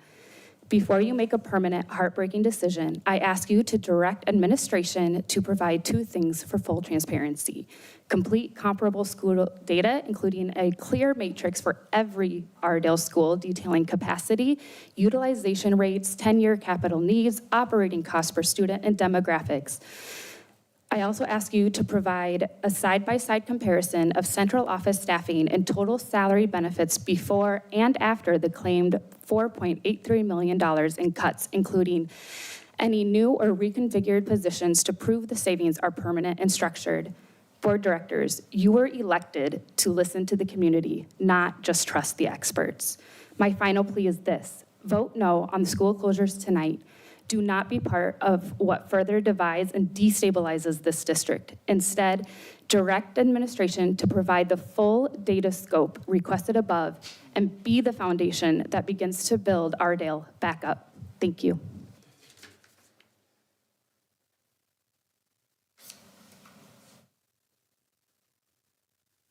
Can you tell us your name, please? I'm Suzanne Coleman. Thank you, Suzanne.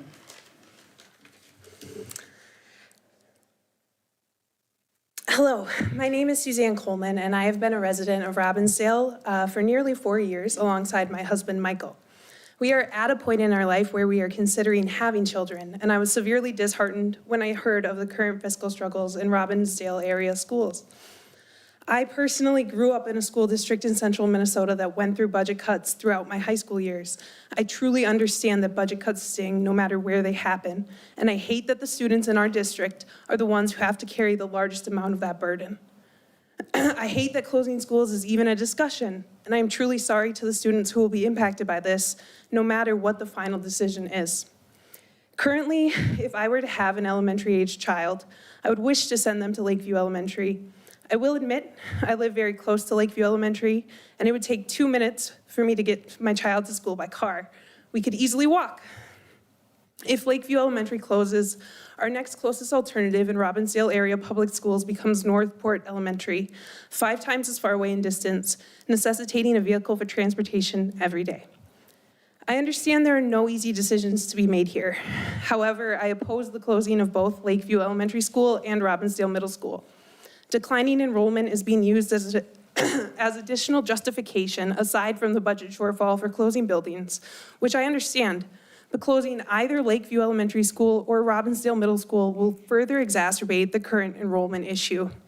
If the Robbinsdale School District closes all schools in Robbinsdale city limits, there becomes limited incentive for families to move into Robbinsdale.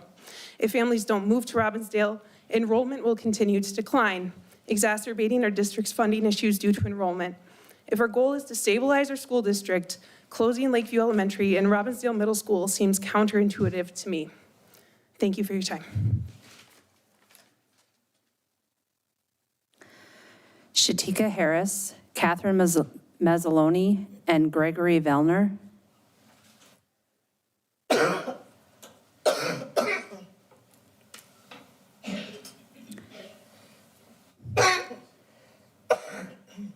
Nicole Rasmussen.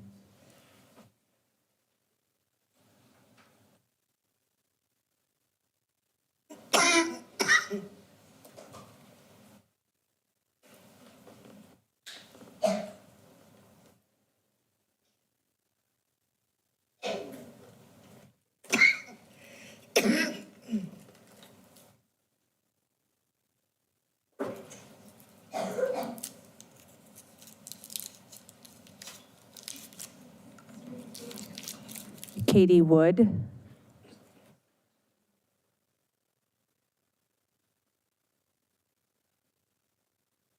you tell me your name, please? Nicole Rasmussen. Thank you. Good evening. My name is Nicole Rasmussen. I am the parent of 2 Sonneson students and a current school administrator in Minnesota. It is essential that the board fully consider the voices of this community and the real impact these decisions will have on students, families, and staff. As a governing body of the district, you play a critical role in ensuring the information you receive reflects not only enrollment in facilities, but also the programs and the people who will be affected. You have heard from many people. They are here because they care deeply about their students and believe in the programs. Many are the people working every day with the students who will be most affected, and their perspective should be central to this process. Sonneson truly serves the students of Robbinsdale, 75% free and reduced lunch, 75% students of color, 19% English learners, and 27.8% special education, the highest percentage in the district. Sonneson has built a strong, inclusive culture where students are known, supported, and believed in. The schools provide STEM programming to all students, aligning with district goals. The English Learner Program exceeds state and district averages. Sonneson is also home to the STARS program, serving students with emotional and behavioral needs. These students have thrived because of the environment. Sonneson, like others, have faced academic challenges. What matters is how those challenges were addressed. Since 2022, third grade math proficiency has nearly doubled and reading proficiency has tripled. Students in grades 3 and 5 demonstrated nearly double-digit growth in reading last year. This progress reflects intentional, data-driven changes that has been rewarded. These gains did not happen overnight. They happened because of stability, trust, and a dedicated student-centered community of educators focused on continuous improvement. The school's culture of perseverance, collaboration, and high expectations for every student makes the difference. The financial challenges facing the district did not begin in classrooms. They occurred at the district level. They should not be solved on the backs of students who require the most support. I understand that hard decisions must be made, but how they are made matters just as much as the decisions themselves. As you weigh these choices, please ensure they do not disproportionately impact students who face the greatest barriers. When large populations of students in protected classes are most affected, the outcome cannot be brushed aside. It calls for deeper reflection and stronger governance.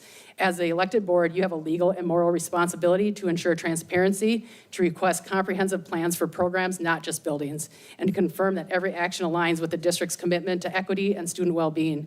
Closing a school is not a plan if there is no clear, sustainable path forward for the programs and the students it serves. Closing the schools or relocating programs without a plan for programming is not a long-term solution. It is a significant risk. Please look at the full picture: academic growth, program effectiveness, community stability, and long-term impact alongside enrollment and facility costs. Transportation for mega programs, which are based on family choice, should not outweigh the need for stable, effective programs for our most vulnerable students. Protecting choice while destabilizing programs does not ultimately serve the district well. Moving programs or closing schools is not simply a logistical decision. It affects relationships, trust, and student success. Every student deserves a school that is stable, supportive, and focused on equity. Please keep Sonneson open and allow its proven growth, strong programming, and commitment to equity to continue benefiting students and families across the district. Thank you for your time, attention, and thoughtful consideration.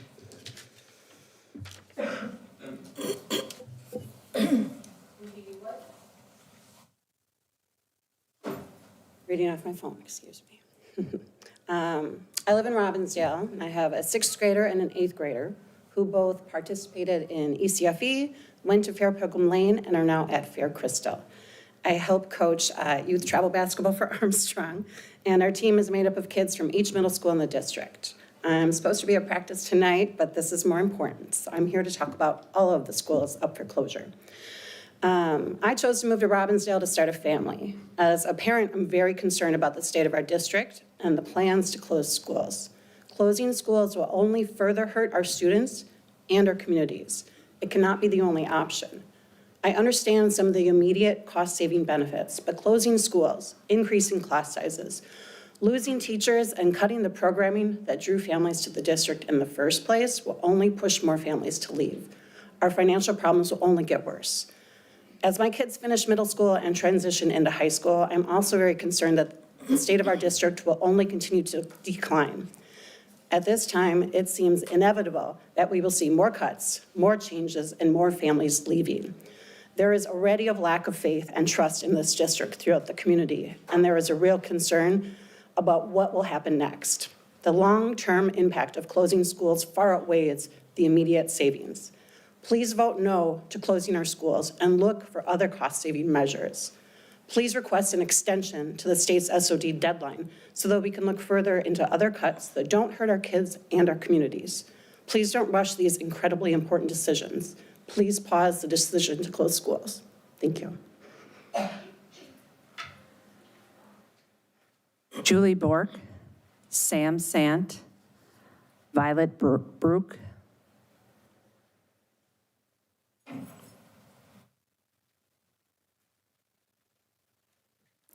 can you tell us your name, please? I'm Gregory Vellner. Good evening and thank you all. I'm a product of District 281. I began my academic career as a snotty 4-year-old at Forest Elementary in 1959, and I graduated from Cooper in 1972. Man, am I old.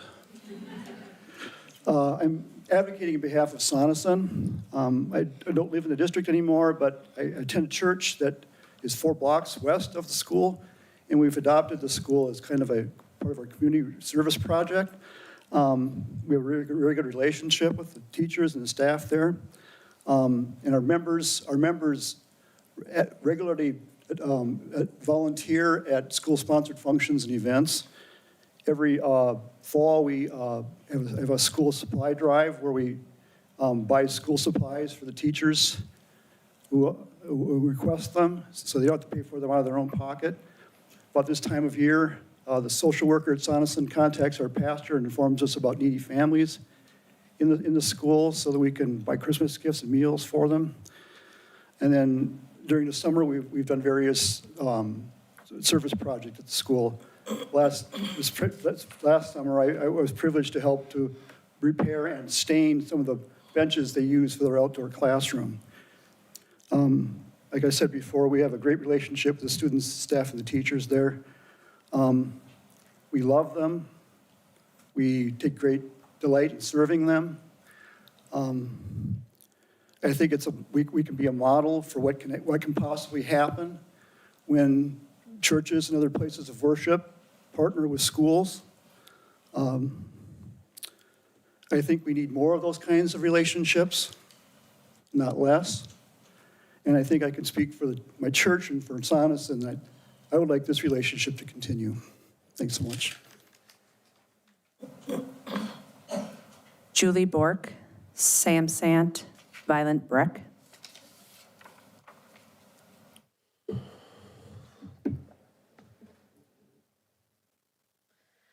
Hello again. My name is Julie Burke. I've lived in the district for the last 16 years. I also support and have supported a number of families in the district for the last 15 years as well as a children's mental health case manager. I'm also the parent of a 6th grader. I had something else planned to talk about, and I'm going to own that right now. And as I sat here, I realized there was something else that I felt needed to be said that I don't know that it's been spoken on fully.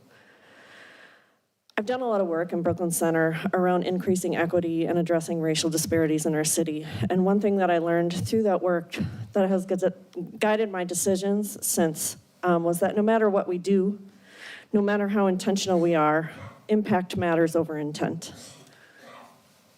Impact matters over intent. I think there's been some well-intentioned processes engaged, and I think, unfortunately, some of them have been a little short-sighted. Some plans haven't been accessible. Rules are long and verbose. Even for tonight, spaces where decisions are being made are not accessible to everybody in our community. Even tonight, there was a very clear reaction to a gentleman doing something that he apparently didn't know was a rule. And I think the facial expressions alone that I saw on some people's faces would have made me leave the room and be afraid to continue, but thankfully he did. This process in itself is inequitable in that only the people who can be here in this space get to have voice in this hearing. Only a handful of voices get to be heard out of thousands who are in our district.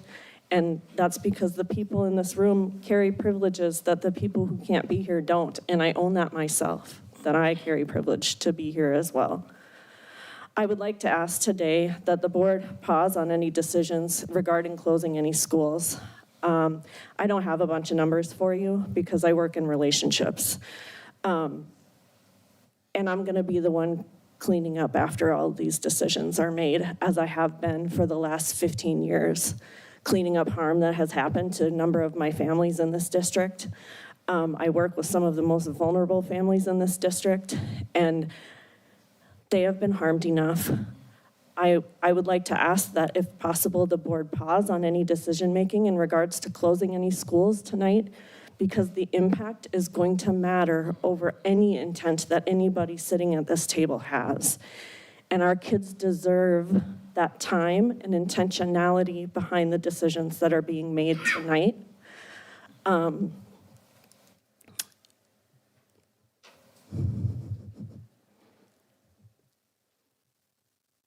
Thank you for your time this evening. I might need help getting out of here. I apologize. I have a medical condition that makes it hard for me to stand and my leg is locking on me. I just need to get to a chair so I can sit. Yeah, if I can just get it. Yep. Sorry. I think we'll take our recess now. We're planning on an 8 o'clock recess. We're going to take a brief recess now. We'll be back. 8:02. Thank you. We're in recess. Good to see you.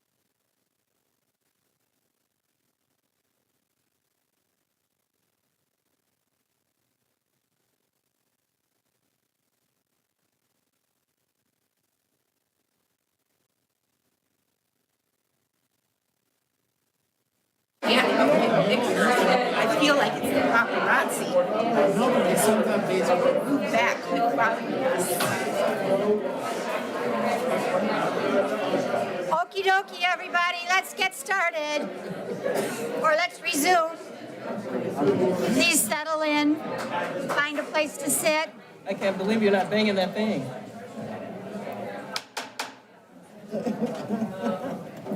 Thank you, everybody. We're back. And Ms. O'Hearn? Next up, we have Sam Sant, Violet Brook, Penny Kissinger. Good evening, Board. My name is Sam Sant. I come before you today as a concerned citizen, a former Robbinsdale 281 school board member, and most importantly, a parent. Looking at what's upon you tonight, all of these elementary schools are Title I, I'm sure you're aware of.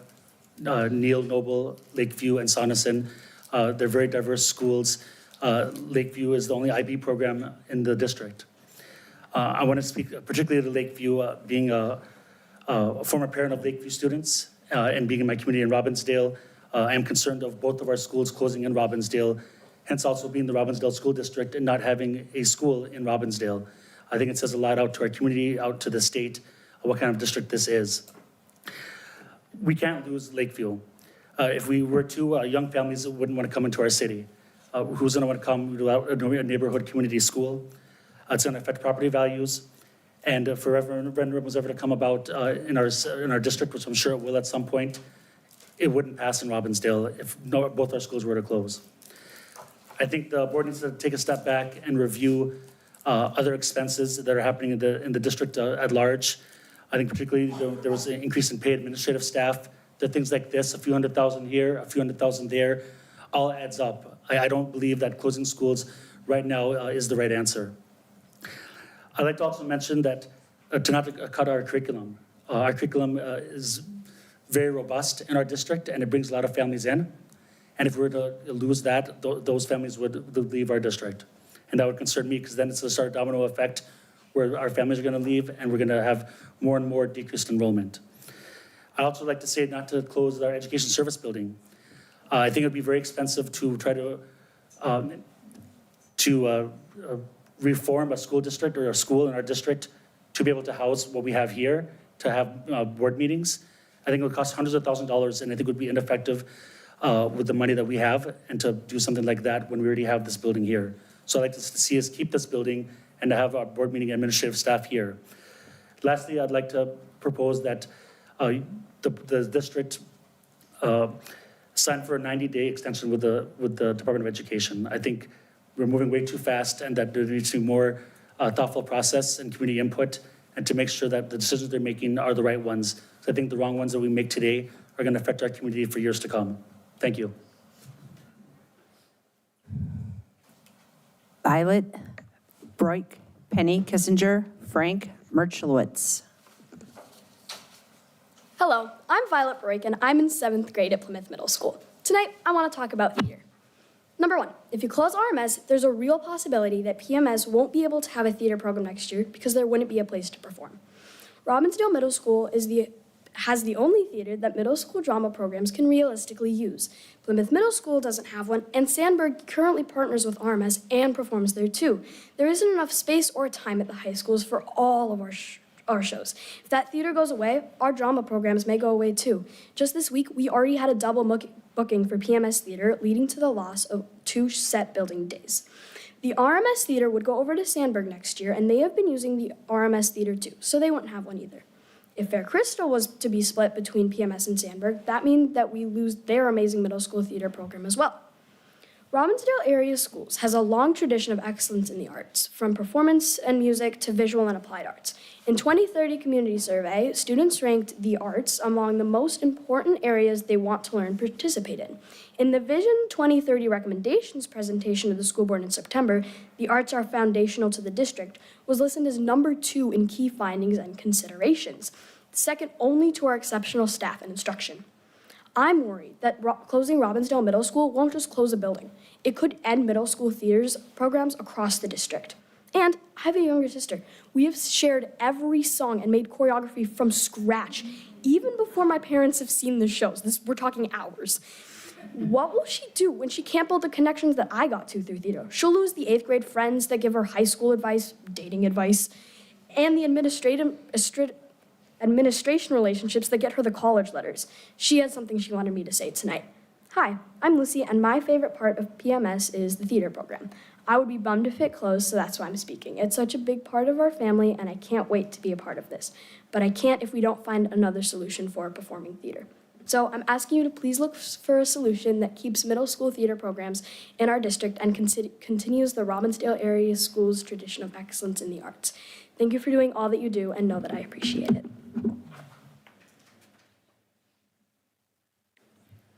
Penny Kissinger, Frank Merchlowitz, Petra Hemken. Hi, my name is Penny Kissinger. My daughter's a 7th grader at RMS. I and most people in this room are aware that difficult decisions need to be made. I know you take no pleasure in making those decisions. I've read the materials, watched the board meeting recordings, as have many in this room. We've seen alternative courses of action proposed by both members of the board and members of our community. Many of those alternatives seem viable. Many of us have also seen members of the board discount those alternatives immediately, seemingly without much thought, and passing them off as the emotional responses that the Vision 2030 team warned you about. However, Director Bassett's point that a capital budget is different from an operating budget isn't emotional. I don't think individuals pointing out the possible financial repercussions to closing both Robbinsdale schools are emotional. When individuals at RMS and other schools relay that it doesn't make financial sense to replace the amenities their campuses already have, amenities included in the Vision 2030 plan, that is not an emotional response. Those are legitimate concerns regarding future spending in the district. Concerns that are not addressed by the Vision 2030 plan, at least not what has been presented to the public. Did the committee look at how much it would cost to build a new auditorium like the one at RMS versus upgrading it? Did the committee look at how much it costs to create outdoor learning spaces like the ones at Sutton and other elementary schools? Will those costs be less than the deferred maintenance in the capital budget today? Was there a study done on what impact will be if Robbinsdale residents vote no to the referendum? The answer to all these questions may be yes, but that isn't addressed in the materials. We haven't seen any plan to support students through these changes. Some, like mine, are looking at switching schools in their last year of middle school and again in their senior year of high school. Others are looking at possibly more moves than that. How will they be supported? And how much will that support cost? Unfortunately, all these unaddressed questions, as well as others brought up today, give the public a perception that the board is trusting the Vision 2030 team to have looked at this from every angle without thoroughly vetting their proposal or determining if its long-term plans are realistic. That thorough vetting is what our kids deserve. Before you vote tonight, I beg you to ask yourselves if you can honestly say that you have looked at every possibly viable alternative. If you can't say that, please vote accordingly. Thank you. Frank Merchlowitz, Petra Hemken, Melissa Scott. Hello, I'm Frank Merkowitz. I live in Robbinsdale. My wife went to Sonneson, graduated from Armstrong, as did her parents. Her grandfather was principal of the now defunct Robbinsdale High School. The house where we live now is across the street from the now closed, demolished, turned into a water plant, Lee Elementary. And I'm rising today to speak in favor of all of our schools in the district, all the schools that are facing this decision tonight. As a resident of Robbinsdale, particularly passionate about the points raised by, well, raised better by basically everybody else that went before me, of closing Lakeview and RMS would leave us without a core school within the district, and how that presents a unique problem to our community. I urge you all to really consider the people who have come and spoken before you tonight, urging a moment to just press pause and really challenge ourselves to think creatively about how we can account for this while minimizing the impact to all of the schools and all of the people that are here before you that are frankly losing their minds, having to contemplate the idea of losing the schools that they know and love. I don't have much more to add that hasn't been said more articulately by others, so I will stop there. Thank you very much. Petra Hemken, Melissa Scott, Sarah Edman. I'm here today to express my concern about the process the board has gone through in making decisions and the apparent lack of transparency. Robbinsdale schools are public schools and they're funded by public money, and the decisions about how that money should be spent should be publicly fully understood. At each meeting prior to that meeting, the agenda is published online. However, while other items are fully disclosed prior to the meeting, the SOD or Vision PowerPoint is not added to the website until the very start of the session. This does not give the public the ability to understand what is being discussed or debated. This lacks transparency. At board meetings, the Excuse me, superintendent... which school are you speaking for? My point of all of this is to wait until you actually have the ability to vote on the whole plan. At the board meetings, the superintendent has asked what other information the board needs in order to make a decision. However, in large part, it appears that they receive private and confidential responses to public questions. For example, multiple school board members have asked for information about why the district administrators have not cut their budget by only $500,000, where the budgets affecting the students were cut by 7.5. One board member attempted to raise this point to the public to make a better understanding. The superintendent, however, responded that that email was actually marked confidential and stifled any conversation on that topic. While there may be very good reasons for why the school board has chosen not to cut its own budget as substantially, not sharing that information with the public appears nefarious. It is a lack of transparency and creates doubt and questions raised across the Robbinsdale school community. 3 weeks ago, again with no notice, the administration suggested they should cut magnet school busing. This was debated and no decision was made because, rightfully so, they recognized that it would disenfranchise a large portion of magnet school families. Last week, they assumed to solve the problem with absolutely no input from the public. That solve was that they would just get rid of the magnet middle schools. It appears that last week, that decision was made with absolutely no concern for the fair community that would be split up, or for the Spanish immersion community that would also be split up. That concept was debated and it seemed to be approved by the very end of the session. Unlike other schools that had few listening sessions and a public hearing to debate it, the middle school closure, magnet middle school closures appeared to have none. There is another public hearing set for January 5th, and while that agenda is largely on the closing of Fair Pilgrim Lane School, I would ask the board to wait until after that meeting to make any decisions. Take the 3 weeks between now and then to consider all of the options. You owe it to Robbinsdale to do it proud by not making piecemeal cuts and allowing for transparency and for public comment. Thank you. She's Petra Hemken. Petra, thank you. Melissa Scott, Sarah Edman, Grace Needham. Hi, my name is Melissa Scott. I'm an ESL teacher. I've worked in the district for over 25 years. I've been lucky to be at the schools that are closing or represented tonight in some capacity. And I have to tell you that they're all great schools. I've walked into each one of the schools and thought, wow, this is really special about this school. And this is really special about that school. So that's not what we're talking about here. We're not talking about programs at the school or what's important about each particular school. We're talking about the facilities. We're talking about the statutory operating debt that we need to take care of now. Those are the things we're talking about. It's important that we make a decision. From the teacher's point of view, this has been dragged on a long time. We've known about it since last year. We've known, the first time it's been brought up has been in September, I think, end of September. It's been a long time. Staff, it feels as if we're pitted against each other, that we've been asked to come up here and to talk to you guys to show what's special about our school when they're all important. They're all special. So please, if you could make the decision tonight, that would be great. I can't say which program is the best to cut, which school is the best to cut, because they're all great and it's going to be painful for everybody.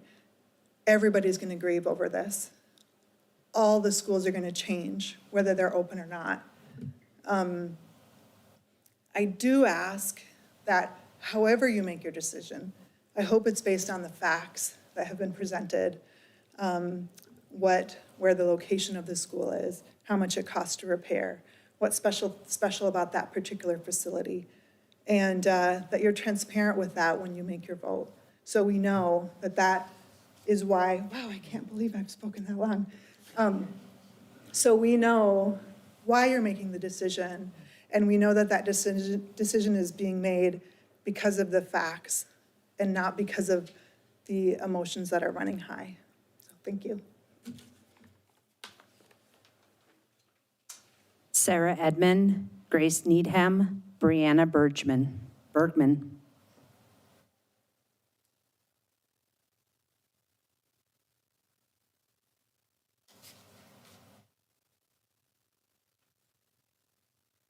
Josh Holtz.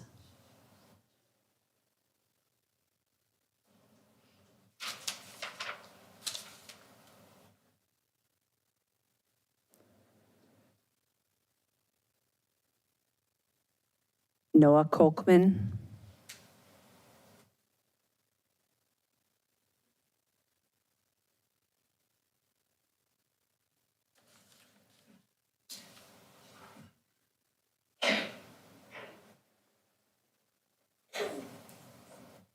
By any chance, could I have my daughter go first? Because Elena Kolkman. Hello, my name's Elena, and today I'm going to discuss about the budget cuts that you guys are deciding today. I don't think it's fair to the young kids that are deciding to go to the elementary schools that you're going to cut today. And the older kids, if you're gonna discharge the Robbinsdale Middle School, then where are Plymouth gonna have their place? And where is Fair gonna, where's everything? So everything's gonna be balled up and mixed up. We need a good reason and why. Okay, your turn.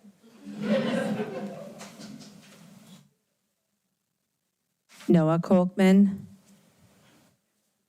hi, my name is Noah Kolkman. I have three students, two currently in the district, one that actually left the district because she wanted to go to high school somewhere else because of how dysfunctional our district is.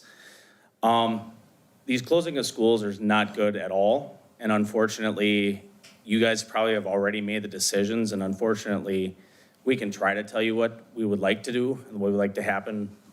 But what it comes down to is you guys have put us in this position. You put the district in this position. It might not be just you, it might be the people before you, but you're the ones making the decisions. So it is really up to you. You are welcome to pause this. You are welcome to make the decisions. You're welcome to say no. But this really comes down to you as a district. You know, if you close all the schools in Robbinsdale, it's not Robbinsdale school area. It's District 281. It's not Robbinsdale. So that's all I have to say. Thank you.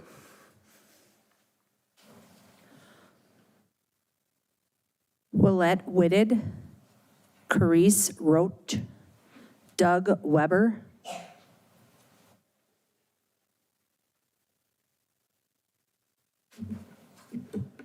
Willette Whitted, parents, two identical twin boys in the district.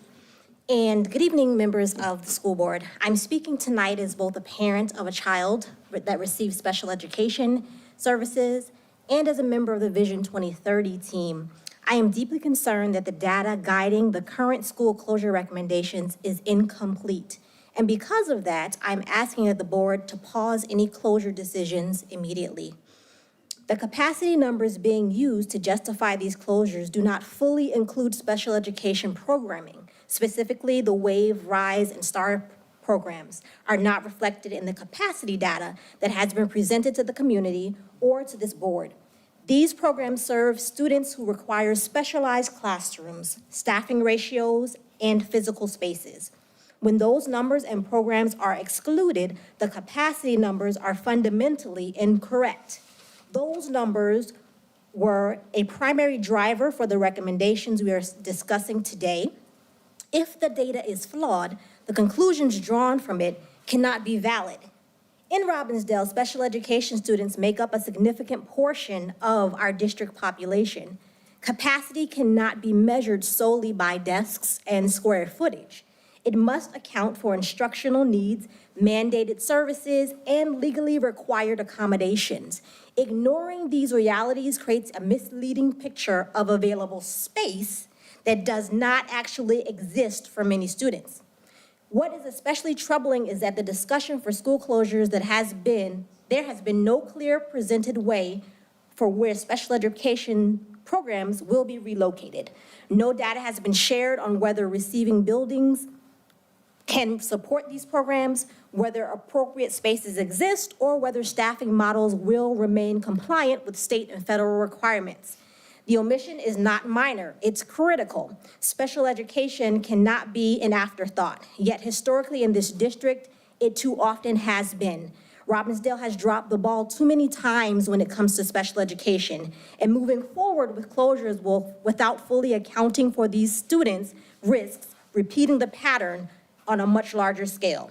If the stated goal of Vision 2030 is transparency, then the current capacity numbers fail to meet the standard. As a Vision 2030 team member, I believe the community deserves a complete, accurate data that includes all students, all programs, and all instructional realities before irreversible decisions are made. I ask the board to pause student closure decisions, require revised capacity data that includes special education programs and clearly articulates a plan for how these students will be served. We cannot make permanent decisions based on incomplete information, especially when our most vulnerable Thank you. Carice Rotach, Doug Rota. Rota, Yeah, it's silent. Doug Weber, and Hans Gallstrand. All right, I'm Carice Rota. Thank you so much for letting me come up here. I am a citizen, a concerned citizen, and a mother, speaking on behalf of all schools being considered for closure. I am both a licensed psychotherapist and an HR director. I speak emotions, and I speak corporate and business. Emotions run high tonight, rightfully so, but there's also a lot of business considerations that must be considered tonight alongside emotions. Two things cannot be overstated in this discussion. Firstly, business. You heard Stacy and Beth and others, you can still vote no to all of these school closures. It is the right choice. The rush is self-imposed and unnecessary. You should hit pause and talk more. Schools should be the very last thing to be cut, especially since we can clearly see other opportunities that are less disruptive and more easily reversed if they're a bad idea. Second, the impact of closing schools on students' mental health. These children are just now recovering from the impact of the pandemic lockdown closures. I work in eating disorder care, and the rate of pediatric eating disorders tripled as a result of the elimination of their social networks and safe communities in 2020. Making decisions to close schools and disrupt freshly rebuilt communities will have a lasting psychological impact for years to come, even if they can rebuild. My own child has been following this story and expressed through tears the other day that it doesn't feel like the people making decisions care about the kids' futures. What I also know is that sometimes there is business decisions that need to be made, and it's not personal, even though it feels incredibly personal. That part I learned in my work in corporate HR. Therefore, the second point that cannot be overstated is that we need to be very certain that we have checked thoroughly into all other options before making a decision that could have this impact on our students, before causing additional stress and social trauma to children at a time when there is already social trauma and unrest. We implore you to vote no to close schools, hit pause, and consider many other alternative options before school closure. There are many other reasonable options worthy of spending time investigating before acting on what we assume is the answer. Closing schools creates more problems than it solves. Thank you. Doug Weber, Hans Gallstrand, Bhaskarathan Barath. Good evening. My name is Doug Weber. I live in Plymouth, and I'm the proud parent of a preschooler and a second grader here in the district who have attended a number of different buildings during our short time in the district. My reason for speaking tonight was sparked just last Tuesday when I received notice from our school about the amended proposal for school closures. My children attend the Fair School on Pilgrim Lane, a school I will return to speak about specifically and vigorously defend. But tonight, I am here in solidarity with the parents, teachers, students, aides, and every person affected by these proposed closures, many of whom are not yet aware of the full specifics and who may not be able to attend tonight. Since receiving that notice, I put most of my other commitments on hold to focus my time and energy on understanding what's happening and acting, because the more I learn, the clearer it becomes that this issue is like an onion. Each layer peeled back reveals even more complexity. I want to be very clear. I recognize that the district's financial situation is beyond dire. I understand that within the SOD process, school closures may be a very real and painful possibility. And I stand here tonight grateful for the work you do and the dedication you've shown to this district under extremely difficult circumstances.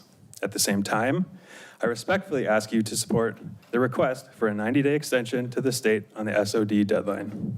You have all received the petition, though not all have yet responded. We are asking for time. Time for more community involvement, time for greater transparency, time for meaningful input and accountability. These decisions will shape the daily lives of our children, not just this year, but for years to come. We owe it to them to slow this process down just enough to get it right. As you begin your meetings by honoring the land on which we stand, I urge you to also consider the 7th generation principle of the Dakota people and the impact your decisions will have 7 generations into the future. Earlier today, while listening to my favorite podcast, I was reminded of a quote by Margaret Mead, and it feels especially relevant tonight. Never doubt that a small group of thoughtful, committed citizens can change the world. Indeed, it is the only thing that ever has. We are who you see in this room tonight. We are counting on you to do the right thing, to give our community the time it needs, and our children the future they deserve. Help unite us, not divide us. Please vote no on any of the school closures tonight and give us more time. Thank you.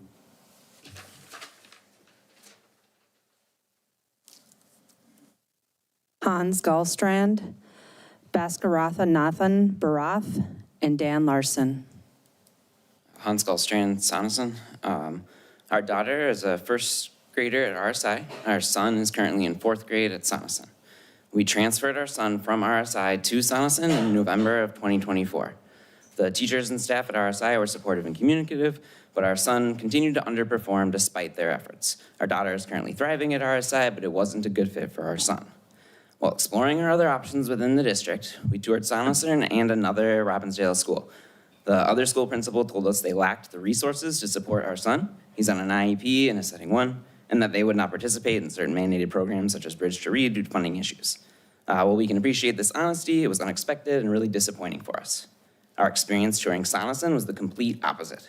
The staff and students from top to bottom were inclusive, welcoming, and deeply invested in building a sense of community. We immediately knew that Sonneson was the place for our son. In our short time there, we've seen exceptional leadership and collaboration from administration, teachers, and the PTSO. The school offers countless enrichment opportunities, partnerships with the Works, Heart of the Beast Puppetry, Bell Museum, many more. Sonneson consistently uses evidence-based practices, and their success is notable, not only to us as families, but also for their state recognition for literacy excellence. Our son is not only happy and fitting in, but he made major improvements academically, and he's now a top performer in the school in both reading and math. Closing Sonneson would likely lead us to withdraw our son from the district next year for 5th grade. He's already experienced one transition in elementary school, followed by another move to middle school. It would be incredibly disruptive for him. We recognize our unique privilege in having the flexibility to explore other options, but many Sonneson families do not, especially those with students on an IEP and those without our same privileges that our family experiences. Closing Sonneson would devastate a community that has worked tirelessly to create something truly special. Both my wife and I have professional experience, worked in many school districts, Wayzata, Lakeville, multiple charter schools, and we can both confidently say that what's happening at Sonneson is exceptional. It's a model of what strong leadership, dedicated teachers, and community engagement can achieve. It would be an absolute shame to overlook all that Sonneson has built and to dismantle such a strong, thriving school community. So please reconsider closing Sonneson Elementary.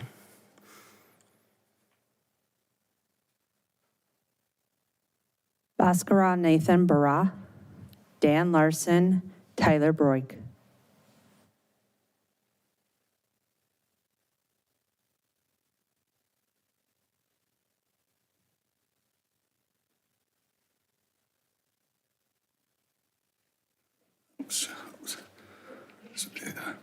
Dan Larson, is that right? Good evening. Thank you for this opportunity to speak for the board and hopefully for all of us to hear about a lot of good things that go on in our school district. My name is Dan Larson. I am a retired science teacher.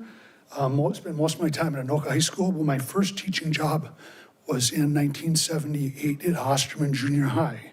May bring back some memories for a few folks. My wife and I moved into the district in 281 in the early 80s. We raised and graduated 7 children from Robbinsdale schools, 4 from Cooper and 3 from Armstrong. My wife and daughter still work in the preschool program in the district. In my time here, I've seen numerous schools close, a few reopen, and 1 even rebuilt. To know where we're going, we should really know where we've been. And so here's a little story from the last century. A long ago, superintendent made a detailed plan that would sell Robbinsdale High School site to commercial interests for redevelopment.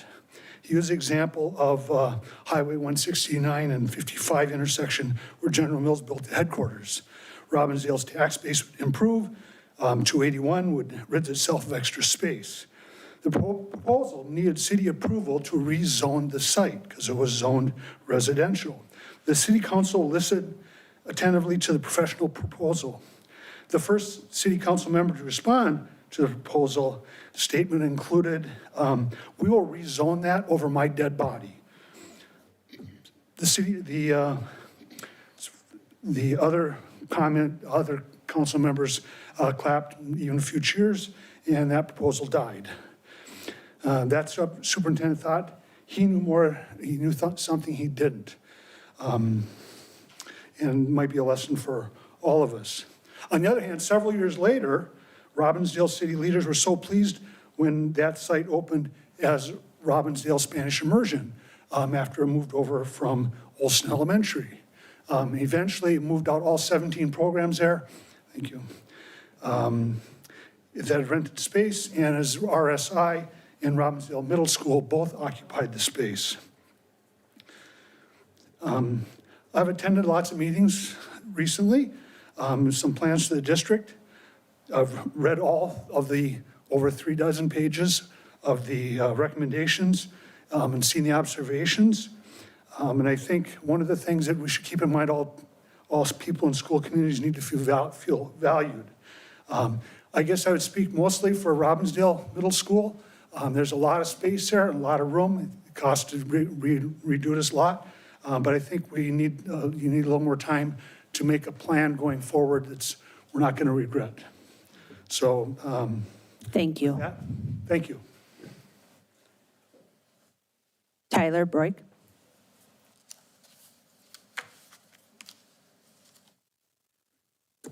Good evening and thank you. My name is Tyler Broik. I'm delighted to have 2 daughters in the Ardale School District. Lucy's in 3rd grade, and Violet, who you met tonight already. I'm well aware that these schools are not under consideration tonight, and my heart goes out to all the families and staff that are worried about their schools. I'm here mostly to talk about an effect that consolidating Robbinsdale Middle School will have. I'm here to speak for theater. My daughter Violet has been heavily involved in the Plymouth Middle School theater program. The program is very successful with 10% of the student body participating. That is a remarkable number. Additionally, the donations that are collected at the performances are shared with other extracurriculars in the school, as you've heard. The Ardale District has strong theater programs among the middle schools. Last weekend, we attended How to Survive a Shakespeare Play at RMS and a Midsummer's Night Dream at Fair Crystal. Plymouth Middle is presenting Beauty and the Beast Junior in February. These are wonderful opportunities for students to learn and grow throughout the arts, and the kids always do a wonderful job thanks to the hard work of staffers and volunteers. I think we can all agree that theater is a healthy way for students to explore ranges of emotion and artistic expression, and an important program to keep alive among the schools. Plymouth Middle School does not have an auditorium. We rely on the theater at Robbinsdale Middle School. When RMS closes, there will be 2 middle schools without a dedicated theater space. The stages at both high schools are obviously booked solid. I'm not asking to keep RMS open, but I am asking the school board and administration to please make middle school theater logistics a priority as schools are consolidated. Additionally, as a parent that open enrolls and has a wider view of the district, I strongly urge you to follow the experts you hired in this administration regarding these building consolidations and their data-based suggestions. The good of the whole district is your obligation, not just individual schools or programs. While these changes are painful, not taking action tonight jeopardizes the education of every student in the district. I would like to remind you that tonight is a crucial financial and operational decision, not a city board or programmatic decision. Those choices come next. Thank you for your deliberation.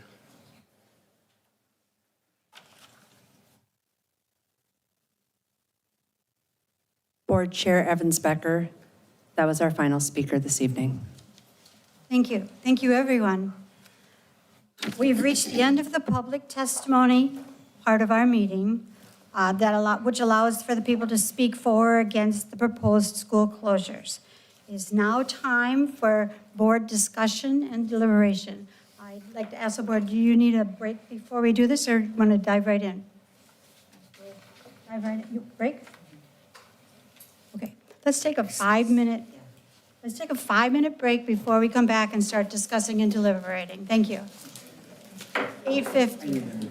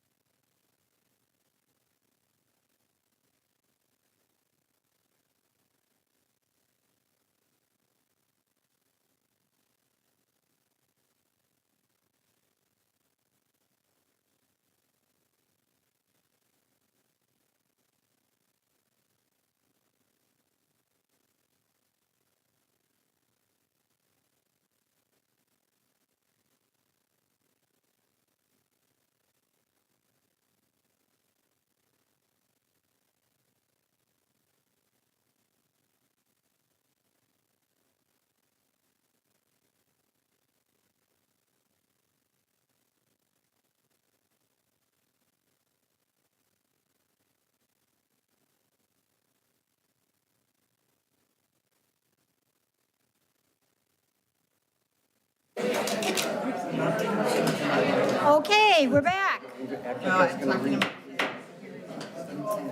Please be seated. Board members, I'm calling us back to order. It's 8:55 and we are back in order. This is the discuss and deliberate portion of our meeting. And the order that we're going to discuss and deliberate is Robbinsdale Middle, and then alphabetical order for the elementary, so that would be Lakeview, Neal, Noble, Sonneson, and then ESC. So I am going to kick it off. In order to open up discussion on Robbinsdale Middle, I am going to move the resolution to close Robbinsdale Middle School. Is there a second? Second. Thank you. It's been moved and seconded to move the resolution. I'm going to waive the reading because the resolution is 6 pages. So I'm not going to read the resolution. Basically, it's moving to close Robbinsdale Middle School. Is there discussion? Director Bassett. Well, I have to say that I do believe that since we're going to talk about the actual utilization of any property that we close, and if Robbinsdale Middle School is to close, that when we come to the conversation, there's some things that make me want to vote against that. And those things that rise up for me that make me want to vote against this is the fact that it is one of our largest facilities. I think it is worth the investment. If we are closing other buildings, that provides us with revenue, and the revenue can go in a couple of different ways. The revenue can be used to help buy debt, not just that property alone. Because the process has really segregated some of the data and some of the information that really helps make a decision robust for me. Kind of some indicators or frameworks for the future, they're not present. So that's why I feel compelled to say, to share openly that I have some reservations about Robbinsdale Middle School. Because the caveats, things like the theater, but more than that, the capacity of that building to house multiple programs really gives me pause. And I know we're going to talk about the dispatch of facilities on the whole, all of them, once we make decisions. I just wanted to be clear, I'm going to come back to this conversation because I think it's an important and it's a big one about what we're going to do. So those are concerns that I have about Robbinsdale Middle School, and I kind of talked about them a little bit before, but not so much now. I think that, I think that's kind of it for the moment about what I want to say about that. Thank you. Director Hillenbrand? I just wanted to say that I've heard loud and clear the concern about middle school theater, and I think that's an issue that can be resolved, and that the administration, I'm sure they've heard it loud and clear as well, and that we'll put their heads together to find that solution, because I think we can all agree that's really important. And I look forward to hearing what that solution is. But in the meantime, I just want to be clear that I've heard that anyway, and I'm sure we all have. And that that's on the plate to be resolved. Thank you. That's not being ignored. Director Bowman? Yeah, thank you, Director Hillenbrand. I echo the same sentiment that, the one caveat is can we do something with the stage? How will we do something with the stage? And I, as Director Hillenbrand, look forward to hearing the resolve on how that can be managed as time goes on. Thank you. Okay, Director Long? Yeah, I, feel like there was still more conversation to be had around what, if we're going to close Robbinsdale Middle School, what needed to happen with that. And even looking at the numbers that are in this resolution, it still doesn't sit for me that this is the decision I need to be making right now. There's still a lot of unknown answers for me around Robbinsdale Middle School. And it's not just the theater, there are other things in there. There's a gym in there. It's got lots of capacity, it's got lots of land space to it too. So, I mean, if maybe it was amended to talk about maybe repurposing it for some, maybe I would be amenable to it, but at this point in time, I'm not. Thank you. I do not see any other hands up, and so before we vote, I just want to say, nobody wants to be closing schools. This is a hard, hard thing to do, and it's work that we just need to do. So, yes? Did you? Calling me? Yes, I do. Pardon me? Are you calling on me? Yeah, I was going to call for a vote. Just Are you going to be saying something? Well, that you haven't I just wanted to speak to this resolution. Okay. Okay, and I guess what I want to say about it is that buildings have been closed in the district before. That doesn't mean that they can't be reopened. Thank you. All right. It is time to vote on the resolution to close Robbinsdale Middle School. This will be a voice, not a voice. This will be a roll call vote. Clerk, when you are ready, please do this. I am ready. Thank you very much. Director Bassett.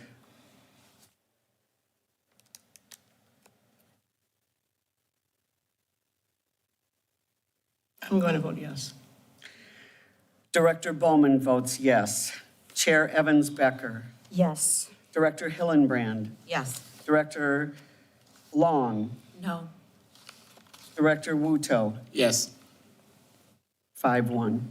Okay, so the resolution to close Robbinsdale Middle School passes.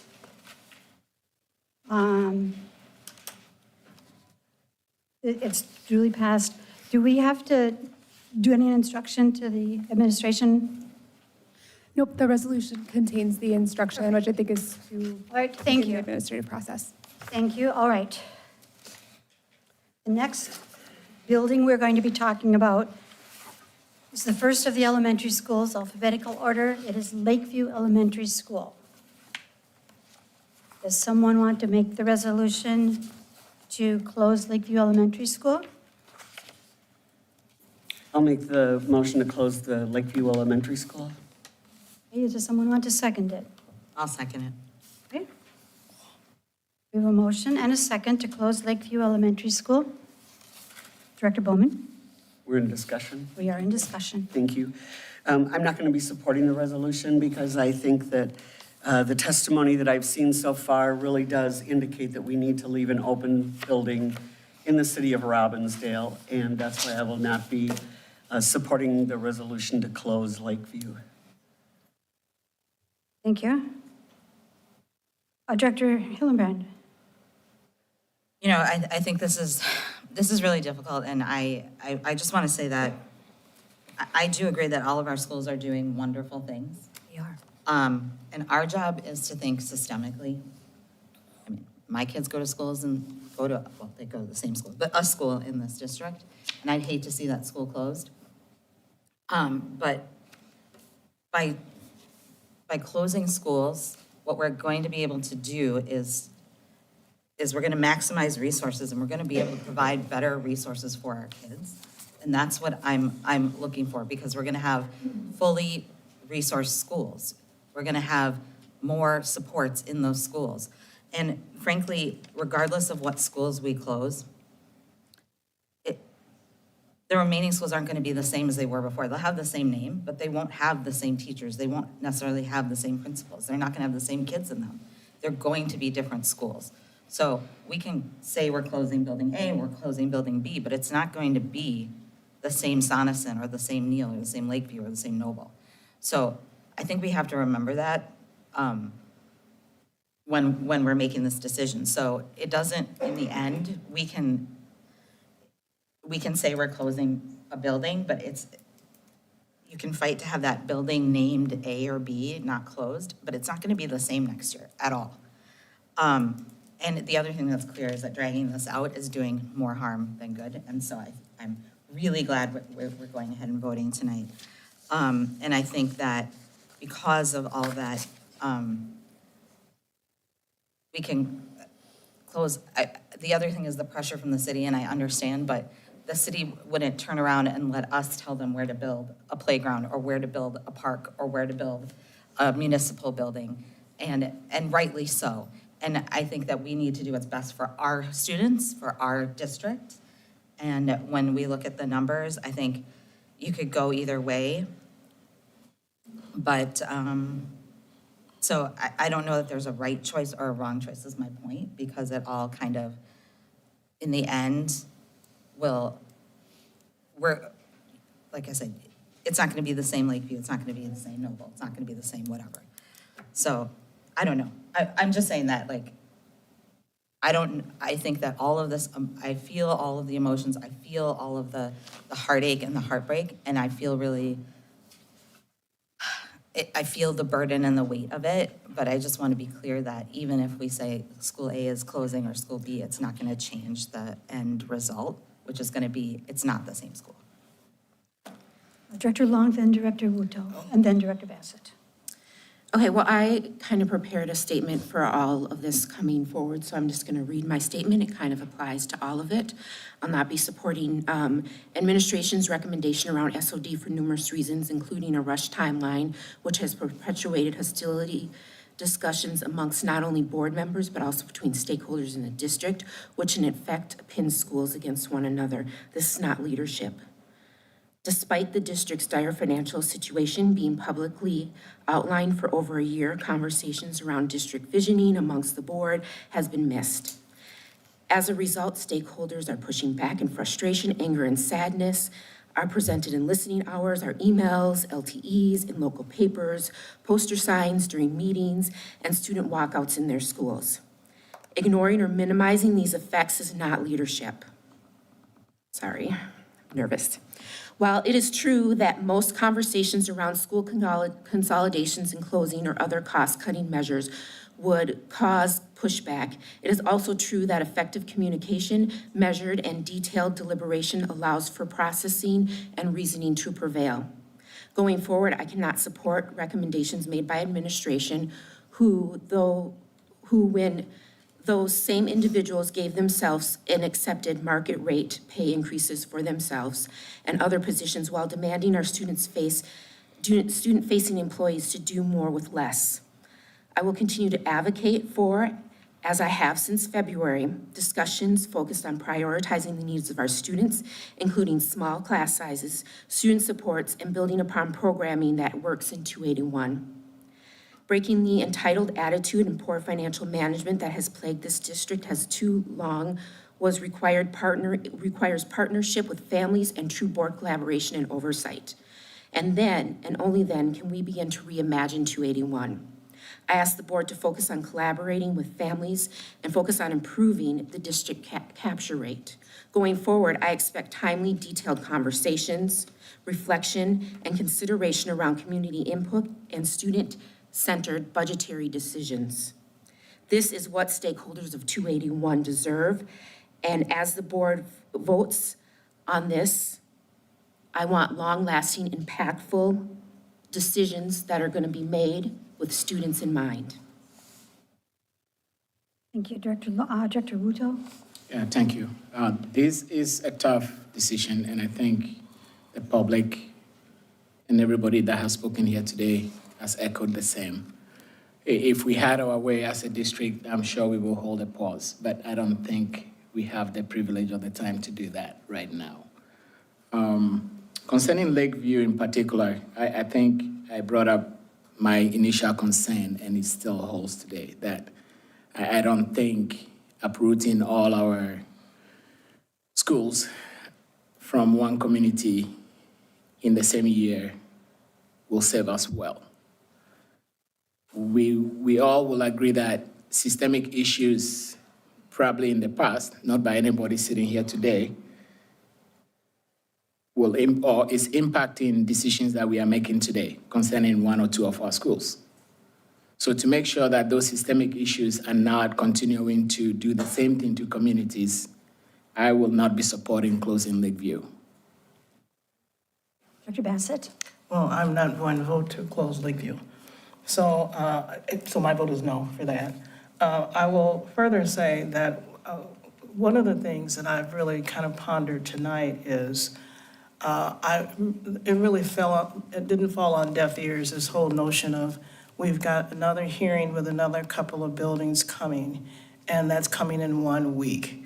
I really am feeling a need for us to get it all on the table and then vote for the balance of the schools. That's how I'm feeling.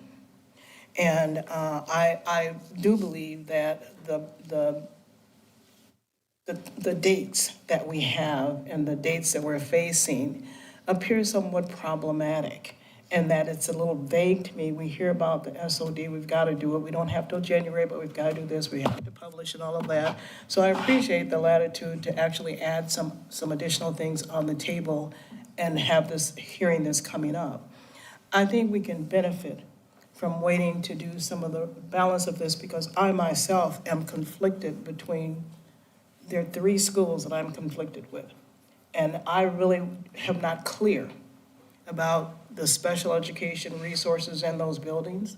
That has to do with Sonneson, Neal, and Noble.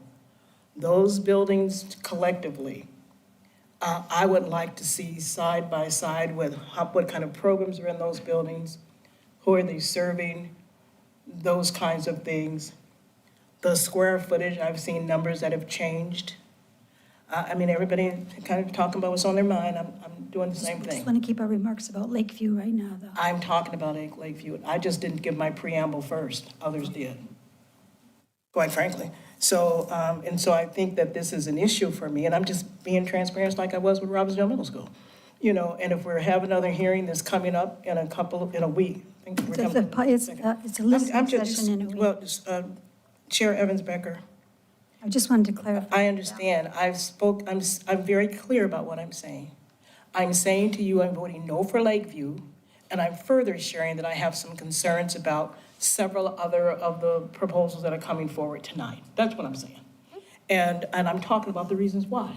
And I'm talking about the additional information I think that I need to be able to move forward.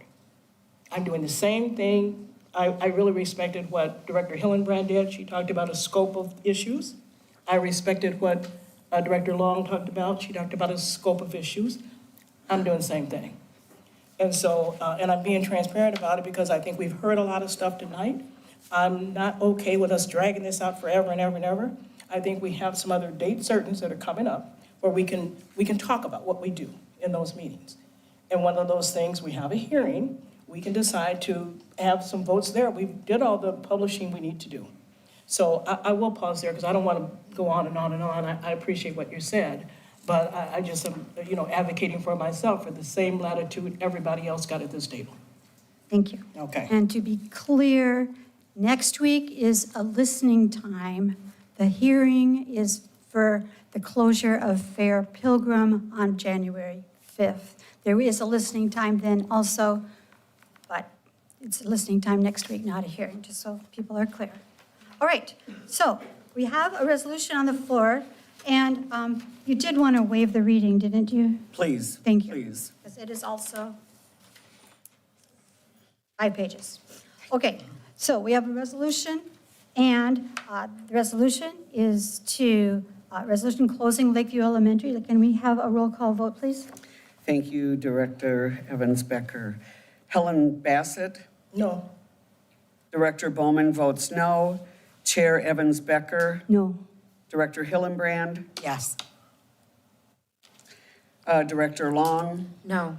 Director Wuto? No. Motion does not prevail. The school remains open. Lakeview will remain open. The next school that we are going to be discussing is Neal Elementary School. I'll move approval to close Neal Elementary School And and waive the reading of the resolution. thank you. Is there a second? Second. And moved and seconded to close Neal Elementary. That was Bowman and Wuto.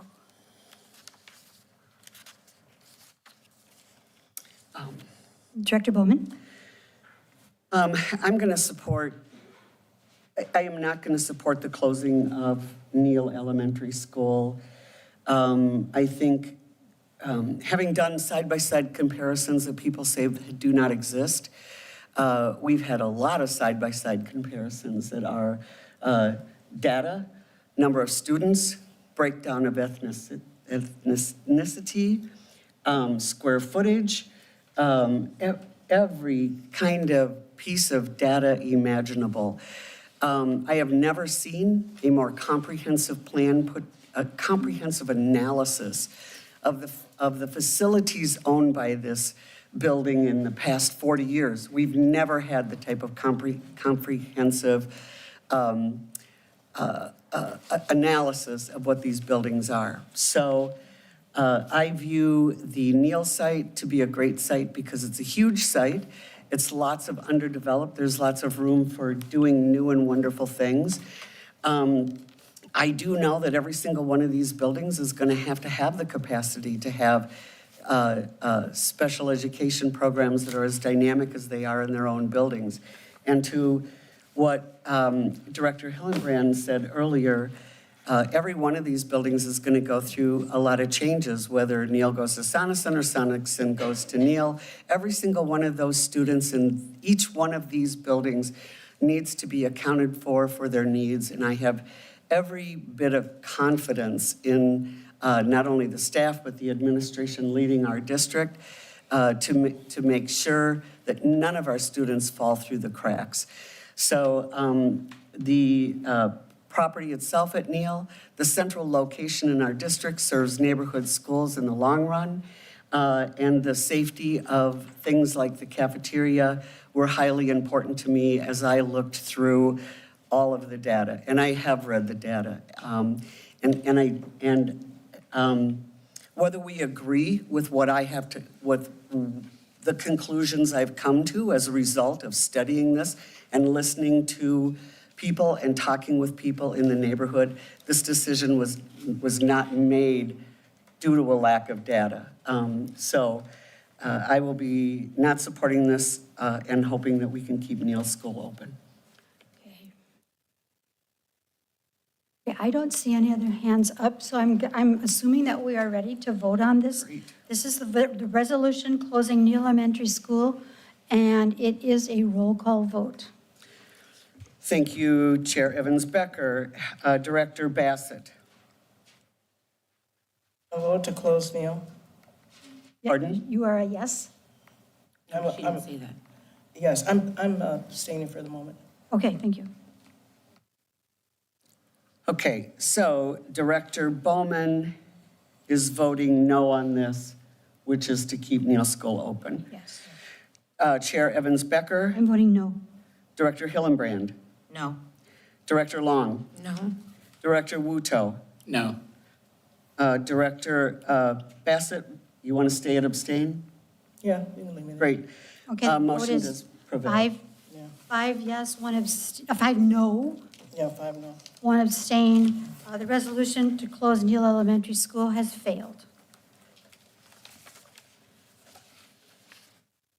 The next resolution is a resolution closing Noble Elementary School.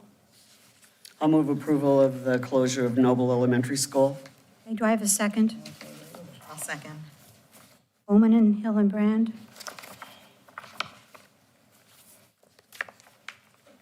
Oh, and I made the motion with the waiving of the reading, Thank you. so. Okay, waiving the reading. I don't see any hands. Let's go right to the vote then. This is difficult. Ready for the vote? As difficult as it is, yes, we are ready. Thank you. Director Bassett. No for closure. So you're supporting the resolution? Wait, no, she's not, okay. I just want to be very No. clear. Director Bowman votes yes to close. Chair Evans-Becker? I vote yes. Director Hillenbrand? Yes. Director Long? No. Director Wuto? Yes. The vote is 4-2 in favor of the resolution to close Noble Elementary School.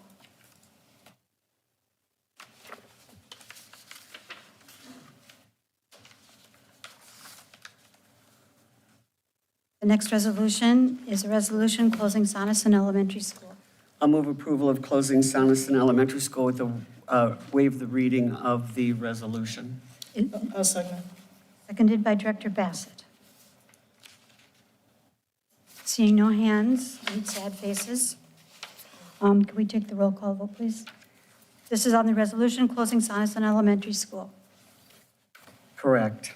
And a vote yes on the resolution would be a vote for closure. Yes, that is correct. Correct, okay. So Director Bassett, I vote no for closure. okay. Director Bowman votes no for closure, which is a yes to keep open, right? It's Wait a late. minute. Because the resolution is to close the The school. resolution is to close Sonneson, and remembering that the resolution for Neil failed, so Neil is staying open. Right, okay, Said her answer. okay, let's start over. Director Bassett, I'm voting no to close Sonneson. okay. Director Bowman votes yes. Chair Evans Becker. I vote yes. Director Hillenbrand. Yes. Director Long. No. Director Wuto. Yes. Motion prevails. In a 4-2 vote, the resolution to close Sonneson Elementary School has passed. The next resolution we need to consider is the resolution closing the Education Service Center. I'll move approval of the closing of the Education Service Center and waive the reading of the resolution. Thank you. And then, is there a second? I'll second. Ellen Brand is the second.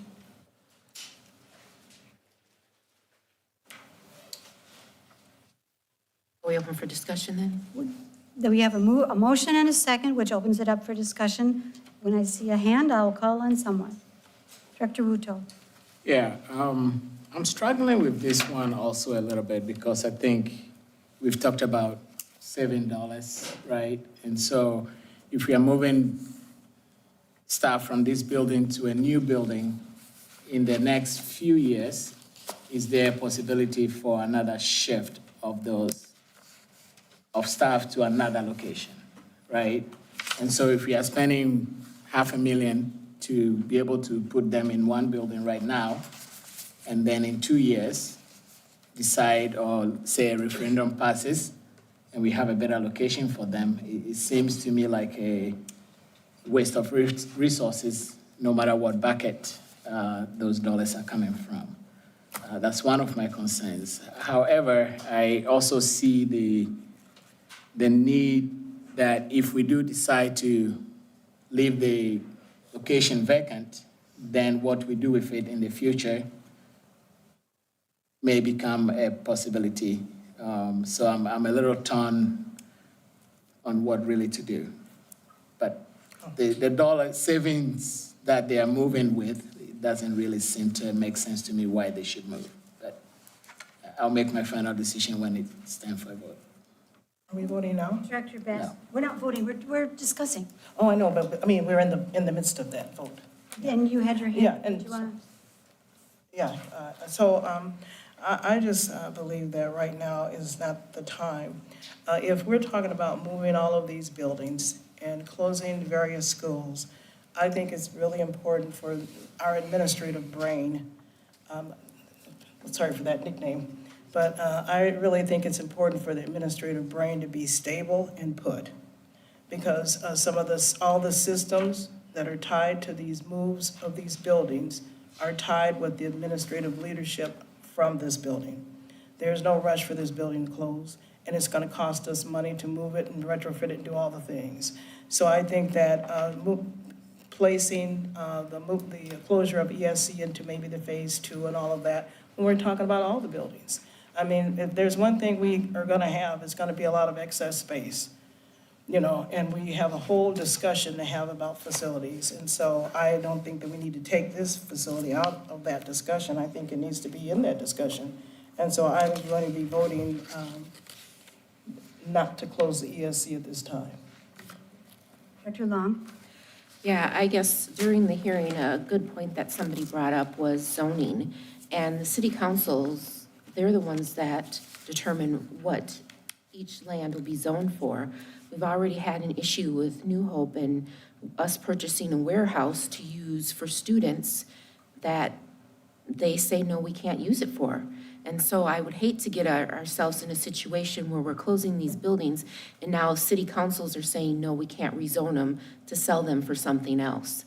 And we don't have information on whether or not city councils would be willing to go along with that. That was another thing that was brought up that, I mean, we should have had information on that before we started making some of these decisions about what can happen with these properties now that we close them. And if we're gonna close them for good, then will the city councils be really willing to rezone those areas so that we can sell them? Director Buto? Yeah, I just have a question. Can somebody remind me what the utilities, annual utility cost is in the building? Just a ballpark, doesn't have to be exact.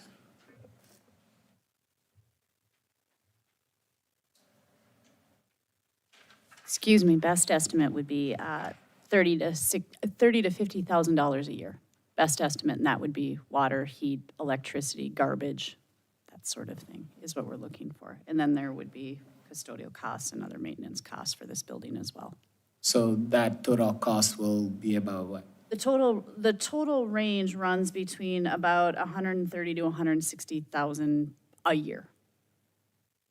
So if we do move, it takes about 4 to 5 years, and that cost will write itself off. The cost of fixing a new location, kind of. Yeah, I mean, again, I know you had mentioned it doesn't matter the buckets. So if I'm taking that statement when you said it doesn't matter the buckets, that is true as well. One consideration that I would pose to the board is with the moving of Highview. So with RMS closing and going to Sandburg, Highview is out and they need a home.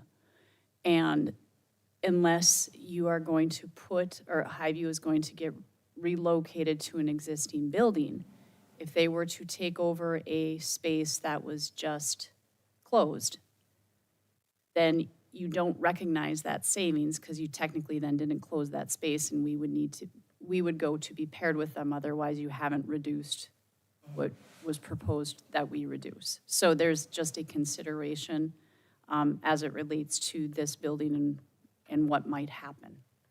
That makes sense. Thank you. Welcome. Director Bowman? Yeah, this building is its own beast in my mind. I particularly loved watching all the stones fall off this building for the last 50-some years. But that aside, I think it really is time for a consolidation to take effect at this point because I'm concerned about the enrollment center downstairs, which every year gets to be just a nightmare when it's time to enroll students into the district. The staff here, the administration here has done an incredible job of setting tables up outside and squishing people into that little room. I'm concerned, is that the welcoming sense that we want to be able to give, and can we do something better, quicker, by moving our administration into a better building with like the Highview program. So that's my concern. I just think it presents a better face for the administration. And the other side of it is things that people have talked about, either selling this space or what to do with this space. A couple of years ago before we had Dr. Stallo here, we had talked about transportation. And this board had done some work, albeit it was long before we had all the information we have now, but talking about the possibilities of what we want our bus service to look like. And I know we're not at the point of dreaming, but one of the important things that I want to put to the conversation is that this is a piece of property that I'm not as concerned about selling to the city of Robbinsdale. I mean, not New Hope, but keeping it so that if we can move into smaller electronic buses or electric buses, it would allow us the opportunity to have some space for expanding the bus fleet buildings to include plug-ins for electric buses, which I think is is the cheapest way for us to really look far forward on this. We know that our bus barn is insufficient as it is. It's very insufficient for electric buses. We also know that we have seen in the past money trying to come forward. There's been money given away prior to the last presidential election. There was a lot of money being given away for districts to invest in electric buses. That may be off the table for now, but I don't think it's off the table in the long term in our society. So that would be why I would vote to close Education Service Center. Director Bassett? Well, I really appreciate the comments about the electric and all of those things in the future. I agree, and we've kind of talked a little bit about that in our facility committee before it got shut down. So I think that's a real thing. My concern is that I believe that in the last work session that we had, when we talked about the cost of just moving this facility, no matter where it goes, was in the $500,000 to $900,000 range. That's what I heard. So if we're spending $500,000 to $900,000 to move this facility at this moment, that just doesn't make sense to me. And really and even equally to that, because the money is important, but if we're making all of these closures to various buildings, and we do get some feedback about the operations, the everyday, day-to-day operations of the system. We get a fair amount of emails about things that aren't going well or aren't working. I think we're moving in a good direction, but that's a reality. If everybody's moving and our administrative team is, that doesn't mean they can't, I'm not saying forever. I think right now, until we close these buildings and until we identify what spaces are going to be open, I'm not convinced that Hy-Vee and all that, we've got plenty of space. So moving them in a place that makes sense, I think is possible. I don't think that's the overriding fact for me when I think about the administration being in a position to give the best customer service to our families and our staff as they are trying to make all these moves supersedes that. Because we can move and take care of some of those things, I think, in the future. That doesn't mean never. It just means, I'm just saying, I don't think right now is the time. And we've been parsing out everything else. Phase 1, phase 2. Phase 2 is right around the corner. But we'll have made decisions about all the buildings we're closing. We'll know where we have the capacity for space. So I just think it makes sense to go 1, 2, 3 and do it like that. It just makes more sense to me. And for the cost and for those reasons, that's kind of where I'm at. I have Director Hillenbrand next. Is there anybody who wants to be up after that? Okay, Director Hillenbrand. Yeah, I was just gonna say that, and I hear what everybody's saying. For me, this building, the other day I came in here, I don't know, it was a few weeks ago, but the elevator wasn't working, right? And it got fixed, I think, within the time frame I was in the building, but that's a problem. This is a 3-story building. It's not very handicap friendly.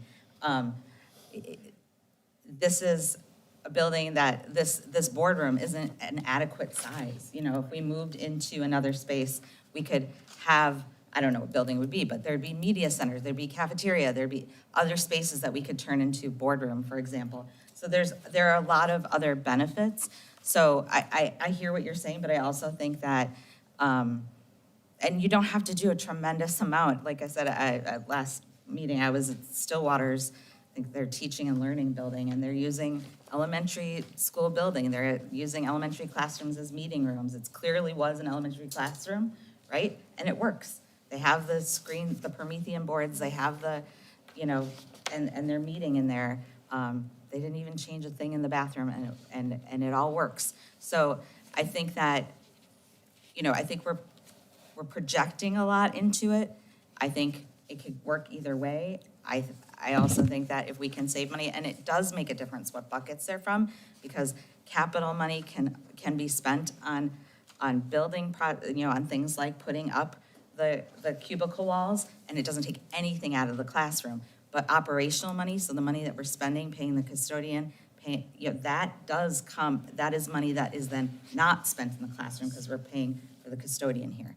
So it actually does make a difference what bucket these things come from in our day-to-day operational lives of what's happening in our school district. And so I think, for me, that's why, am I so like married to this? If it doesn't pass, it's not the end of the world, but I do think we should let go of this building. Now, does the timing in terms of how it flips with everything else, of course, that's important, but I think, I just don't know why we need to hold on to it so much when it will literally save money, even if it's just $160,000, that's a couple salaries, right? A couple of EAs in classrooms, that's important. So that's just my 2 cents on why I will vote for it. Well, and not only that, it has $11 to $13 million in needs. Well, on top of that, yes. And that we don't really want to spend on it. I don't. All right, I don't see any more hands. So it is time to vote on the resolution to close the Education Service Center. It's a roll call vote when you are ready, clerk. I am. So to vote in support of the motion that's on the table will be a vote to close the Education Service Center, A yes correct? vote is a vote to close the Education Thank you. Service Center. Director Bassett. No. Director Bowman votes yes. Chair Evans Becker. I vote yes. Director Hillenbrand. Yes. Director Long. No. Director Wuto. Yes. Motion prevails. It is 4-2, you're right, the motion prevails. We will be closing the Education Service Center. Okay, I don't know where my agenda is, but I think that we have finished, right? Yes. Oh, thank you. You need a motion to adjourn? Let's just see here. Board action, future events? Yes, I need a I'll move motion to approval. adjourn. To adjourn. I'm second. All in favor of adjourning, please say aye. Aye. Opposed, say nay. We're adjourned. Good job, Thank you everyone. very much, everyone. Thank you. Thank you.